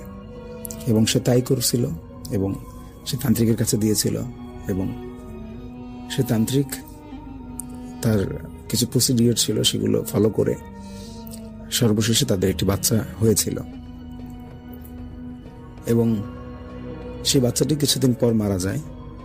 এবং সর্বশেষে জানা গেল যে লোকটি তার জীবদ্দশায় অনেক রকম খারাপ কাজ করেছিল।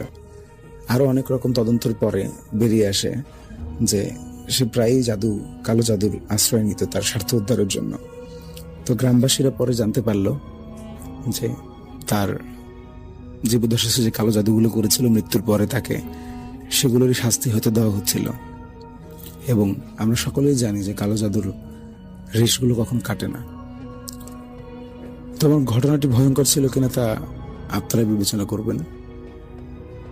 যদি এটা সর্বসাধারণকে শোনানোর উপযোগী হয়ে থাকে তাহলে অবশ্যই শোনাবেন। ভালো থাকবেন সবাই। আমরা চলে যাব আমাদের পরবর্তী অতিথির কাছে। আপনার নামটা প্লিজ একটু বলবেন, আপনি কোথা থেকে এসেছেন সেটা বলবেন, তারপরে আপনার ঘটনায় যাব। এখন আমি যে ঘটনাটা বলতে চাচ্ছি এটা হচ্ছে আমারই একদমই নিকট আত্মীয়। বলা চলে আমার ওয়াইফের ভাই, ওনার সঙ্গে এই ঘটনাটা ঘটে। এটা হচ্ছে অনেক আগের ঘটনা, বাট উনি আমার সঙ্গে শেয়ার করেছিলেন কিছুদিন আগে। মূলত আমার শ্বশুরবাড়ির সবাই মূলত খুবই ধার্মিক এবং তারা ইসলামিক নিয়মেই চলাফেরা করে সবাই প্রায়। আমার ওয়াইফও হচ্ছে মাদ্রাসায় পড়ুয়া ছাত্রী ছিলেন, বা ওর ভাই দুইটা আছে, ওরাও হচ্ছে এখন মাদ্রাসায় পড়াশোনা করে। তো আমি যার কথা বলবো এ হচ্ছে আমার ওয়াইফের বড় আর কি বয়সে। ওর জীবনের একটা ঘটনা ছিল, বেশ কয়েকবার এরকম ঘটনা ঘটেছে। আসলে আমি প্রায় শুনেছি যে মাদ্রাসায় পড়ুয়া ছাত্রদের সঙ্গে বিভিন্ন ধরনের অনাকাঙ্ক্ষিত ঘটনা ঘটে, যেগুলো আসলে খুবই অস্বাভাবিক। তো হচ্ছে উনি আমাকে প্রথম যে ঘটনাটা বলেছিলেন তখন ওনার বয়স ছিল 8 থেকে 9 বছর বয়স। তো গ্রামে থাকলে হয় না, বন্ধু বান্ধব, পাড়ার বন্ধু বান্ধব সবাই একসাথে থাকা হয় বা একসাথে বেড়ানো হয়, ঠিক সেই রকমই আর কি। উনি হচ্ছে বন্ধু বান্ধবের সঙ্গে বেড়াইতেন। তো ওনাদের বাড়ির পাশেই একটা বড় পুকুর আছে, সেই পুকুরের পাড়ে একটা মোটা আম গাছ ছিল, অনেক পুরাতন একটি আম গাছ, যে আম গাছটা অনেক মোটা এবং অনেক লম্বা। তো ওদের যে বন্ধু বান্ধব ছিল ওরা সবাই করতো কি, ওই ছোটবেলায় তো সবাই দুরন্তপনা থাকে একটু, তো ওরা ওই আম গাছে উঠে আর কি আমের ডাল থেকে, বড় বড় ডাল থেকে ওই পুকুরের মধ্যে আর কি লাফ দিত, লাফ দিয়ে ওই গোসল করতো এবং এনজয় করতো। সেই সাথে আমার ওই আত্মীয়টাও ওরকম করতো, গোসল করতো। হঠাৎ করে একদিন ওর সঙ্গে যেটা ঘটে, ও গোসল করতে করতে প্রথমে একটা লাফ দিছে, লাফ দিয়ে পরে আবার উঠে আবার গাছে উঠছে, গাছে ওঠার পরে ও আবারও লাফ দিছে, লাফ দেওয়ার পরে আপনার পানির মধ্যে কিছুক্ষণ ডুবেই আছে, প্রায় বলা চলে 30-40 সেকেন্ড পানির মধ্যে থেকে উঠতেছে না, ওইভাবে ডুবে আছে। ওর পাশে আরো 4-5 জন ছিল, ওরা ওকে খুঁজতেছে।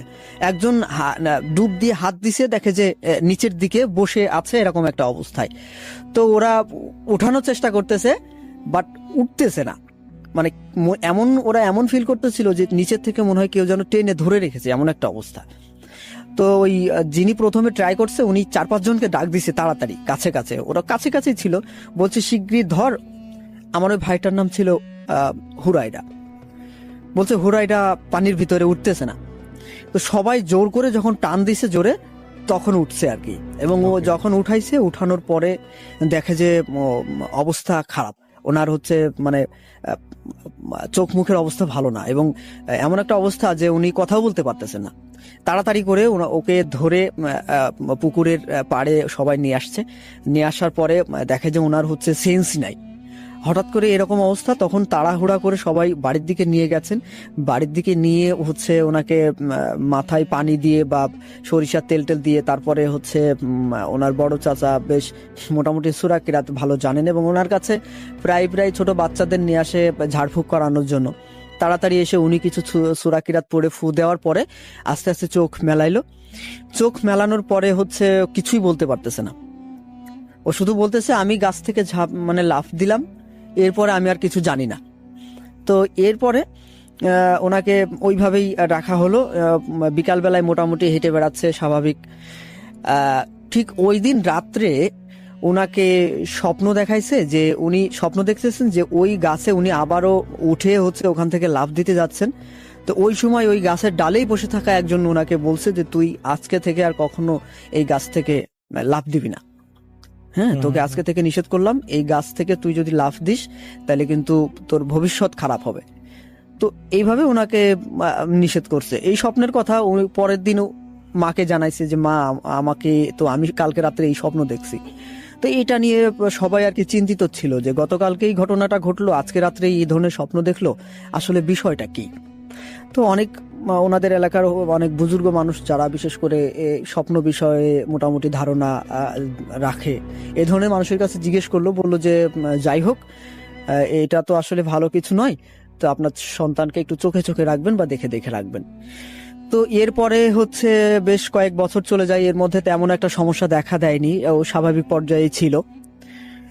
হঠাৎ করেই আপনার প্রায় 12 বছর কি 13 বছরের দিকে, তখনও মাদ্রাসায় পড়ে, 12-13 বছরের বয়সে যখন ছিল, তখন ও একদিন হচ্ছে মসজিদে নামাজের উদ্দেশ্যে যাচ্ছিল, ঠিক এশার নামাজের একটু আগ মুহূর্তে। ওই সময় ওদের যে মসজিদ থেকে যেই মাঠে বাড়ির দূরত্ব এর মধ্যে একটা ফাঁকা একটা জায়গা আছে, একটু মাঠ টাইপ, দুই পাশে মাঠ। তো রাস্তাতে হেঁটে যাচ্ছে, হঠাৎ করে ওর সামনে দেখে যে সাদা কাপড় পরা অনেক লম্বা কি যেন একটা দাঁড়িয়ে আছে বেশ কিছু দূর দূরে আর কি। ও এরকম কিছু দেখতে পেয়েছে। দেখার সাথে সাথে পাশ থেকে অদৃশ্যভাবে কে জানি ওকে বলল, ওকে জুতা মার। সামনে যে দাঁড়িয়ে আছে বলতেছে, ওর পাশ থেকে বলতেছে ওকে জুতা খুলে মার, জুতা খুলে ওর গায়ে মার। ওকে, এই কথা বলার পরেই ও করছে কি, সাথে সাথে জুতা খুলে হাত দিয়ে জোরে চেলে দিছে গায়ে। চেলে দেওয়ার পরেই ওই যে দাঁড়িয়ে ছিল ওটা অদৃশ্য হয়ে গেল। অদৃশ্য হয়ে যাওয়ার পরে হঠাৎ করে পেছন থেকে ওকে ও বলছে যে যখন ও মানে পড়ে গেল কি যেন কিছু দিয়ে একটা আঘাত করলে ওর মাথায় কি মানে ও বলছে কি যে আমি যখন সামনের দিকে ওকে জুতা মেরে যখন সামনের দিকে এগোচ্ছিলাম তখন 1 থেকে 2 পা এগোনোর পরেই আমাকে পেছন থেকে কে যেন আঘাত করলো। তো আঘাত করার পরই ও পড়ে গেছে। ওখানে পড়ে যাওয়ার পরে আর কোনো নড়াচড়া নাই, ওখানেই পড়ে আছে ওইভাবে। এবং মুসল্লিরা যারা অনেকে নামাজ পড়তে আসছিল তখন রাস্তায় দেখে এই ঘটনা। পরে ওকে এই ঘটনা দেখার পরে সবাই মোটামুটি চিনে, যারা এলাকার লোকজন তাড়াতাড়ি ধরে, প্রতিবেশী অনেকেই ছিল, ওকে ধরে বাসায় নিয়ে গেল। বাসায় নিয়ে যাওয়ার পরে ওকে হচ্ছে কিছুক্ষণ পরে, প্রায় ঘন্টাখানিক পরে মোটামুটি একটা স্বাভাবিক একটা সেন্সে ফিরে আসছে। তখন বলছে আমার মাথায় কে জানি কি দিয়ে বাড়ি মারছে। বলতেছে আমার মাথায়, শুধু একটা কথাই বলছে, আমাকে কে জানি মাথায় বাড়ি মারছে, আমি পড়ে গেছি। তো অনেকবার বলছে, সবাই বলতেছে এর আগে কিছু হয়েছে বা আর কোনো কেউ কিছু হয়েছে, বলতেছে না এমন কিছু হয় নাই। তো এই কথা বলতে বলতে এক সময় বলতেছে ও আমি সামনে একটা কি যেন দেখছিলাম, আমাকে একজন বলছে ওকে জুতা মারতে। তো আমি পায়ের জুতা খুলে মারছিলাম, তখনই আমি আর সামনের দিকে যাইতে পারি নাই, আমি পড়ে গেছি। পড়ে যাওয়ার পরে আমি কিছু জানি না। তো এরপরে হচ্ছে ওকে একটা পরিচিত সবারই ওনাদের ফ্যামিলির একজন লোক বললেন যে আসলে আমাদের একটা জানা পরিচিত কবিরাজ আছে, উনি খুব ভালো হচ্ছে ট্রিটমেন্ট দেয়, বিশেষ করে জিন বা এই জাতীয় কোনো কিছু যদি আসর করে কারোর উপরে তাহলে উনি হচ্ছে ঝাড়ফুঁক করলে খুব কাজ হয়। তো ওনার কাছে নিয়ে গেলে বিষয়টা কেমন হয়। তো সবাই আলোচনা করে মোটামুটি ওনাকে নিয়ে গেছে। নিয়ে যাওয়ার পর ওই কবিরাজ বলছে যে দেখেন, সবচেয়ে প্রথম কথা হচ্ছে উনি যেহেতু মাদ্রাসায় পড়ে, তো অনেক আগে থেকেই ওনাকে মাদ্রাসার এই পথ থেকে পথভ্রষ্ট করার জন্য কিছু মানুষ ওনার পেছনে লেগেছিল, মানে কিছু জিন ওনার পেছনে লেগেছিল, যে যারা চেষ্টা করছে বারবার যে ওকে পথভ্রষ্ট করার জন্য, যে তুমি এই মাদ্রাসায় পড়তে হবে না, তুমি জেনারেল লাইনে পড়াশোনা করো, বা তোমাকে পড়াশোনা করতে হবে না, এইভাবে ওকে বিভিন্নভাবে ওকে ডিস্টার্ব করার চেষ্টা করতো। তো এই কারণে ওকে বিভিন্নভাবে বিভিন্ন জায়গায় এইভাবে অ্যাটাক করা হয়েছে। এরপরে বিভিন্ন জায়গায় যখন ওই যে কথা শুনে নাই, ওকে জুতা মারছে, বলছে এই জিনিসটা খুব খারাপ করছে, কারণ জিনেরা এইগুলো খুবই অপছন্দ করে। জুতা, কিছু কিছু জিনিস জিনেরা খুবই অপছন্দ করে, গরুর মাংস, এই সমস্ত জিনিস এরা হচ্ছে সহ্য করতে পারে না। তো যার কারণে ওকে হচ্ছে, এবং এমনও প্ল্যান করছে মাঝে মধ্যে যে ওকে মেরেই ফেলবে, এমন একটা অবস্থা। ইভেন অল্প কিছুদিন আগে আমাদের বাড়িতে আসছিল, মনে হয় সর্বোচ্চ 3-4 মাস আগের কথা, আমাদের বাড়ি আসছিল। আমাদের বাড়ি আসার পরে বেড়াইতে আসছে। তো আমাদের বাড়ি আসার পরে একেবারে আমার আব্বুর সামনে একটা ঘটনা ঘটছে। আমার আব্বু ছাদে গিয়ে আপনার ওই গাছের টবে পানি দিচ্ছে, ঠিক আসরের আজানের একটু আগে। এই টাইমে আব্বুর সাথে গল্প করার জন্যই ও ছাদে গেছে। ছাদে যাওয়ার পর একটা টুল ছিল, টুলে বসে আব্বুর সাথে গল্প করতেছে। হঠাৎ করেই আব্বু বলতেছে আমি গল্প করতেছি, ভালো মানুষ কথা বলতেছে আমার সঙ্গে, হঠাৎ করে মানুষটা পেছন দিকে পড়ে গেল এবং সাথে সাথে আমি এত ডাকতেছি না, আমার উত্তরও নিচ্ছে না, এবং চোখ দুইটা উল্টায় গেছে, এমন একটা অবস্থা। চোখ দুইটা বড় বড় করে চোখ দুইটা উল্টায় গিয়ে, এবং ওর ঘাড় পেছন দিকে চলে যাচ্ছে। ঘাড়টা অস্বাভাবিকভাবে পেছন দিকে, মনে হচ্ছে কেউ জানি ওর ঘাড়টা ধরে এইভাবে চাপ দিচ্ছে, বাঁকিয়ে দিচ্ছে, পেছন দিকে বাঁকিয়ে দিচ্ছে। ও হচ্ছে ওইভাবে পড়ে আছে। তাড়াতাড়ি আম্মুকে ডাক দেওয়ার পরে ওকে আড়কোলা করে নিয়ে সাথে সাথে মানে শোয়াই দিয়ে তাকে পানি দিয়ে মাথায়, আস্তে আস্তে স্বাভাবিক হইলে আমার ওয়াইফ বলতেছে যে এরকম ওর অনেক ছোটবেলা থেকেই সমস্যা। তো আসলে এরকম সমস্যা হওয়ার কারণেই হয়তো বা, এবং আমাদের বাড়ির পেছনে একটা বাগান আছে আর কি, বাগানটা একটু মানে খারাপ, ওই বাগানটা থেকে অনেকেই ভয় টয় পাইছে বা এরকম অনেক কিছু হয়েছে। ইভেন আমার আম্মু বলে যে আমাদের এই ঘরের কর্নার দিয়ে একদম কোনাকুনি দিয়ে হচ্ছে যে জিনের যাওয়া আসা আছে, এটা আমার আম্মু আজ করেছে। তো এই ধরনের ঘটনা আর কি ওনার সঙ্গে জীবনে ঘটেছে, মোটামুটি এখন এই পর্যায়ে আছে, জানি না ভবিষ্যতে কি হবে।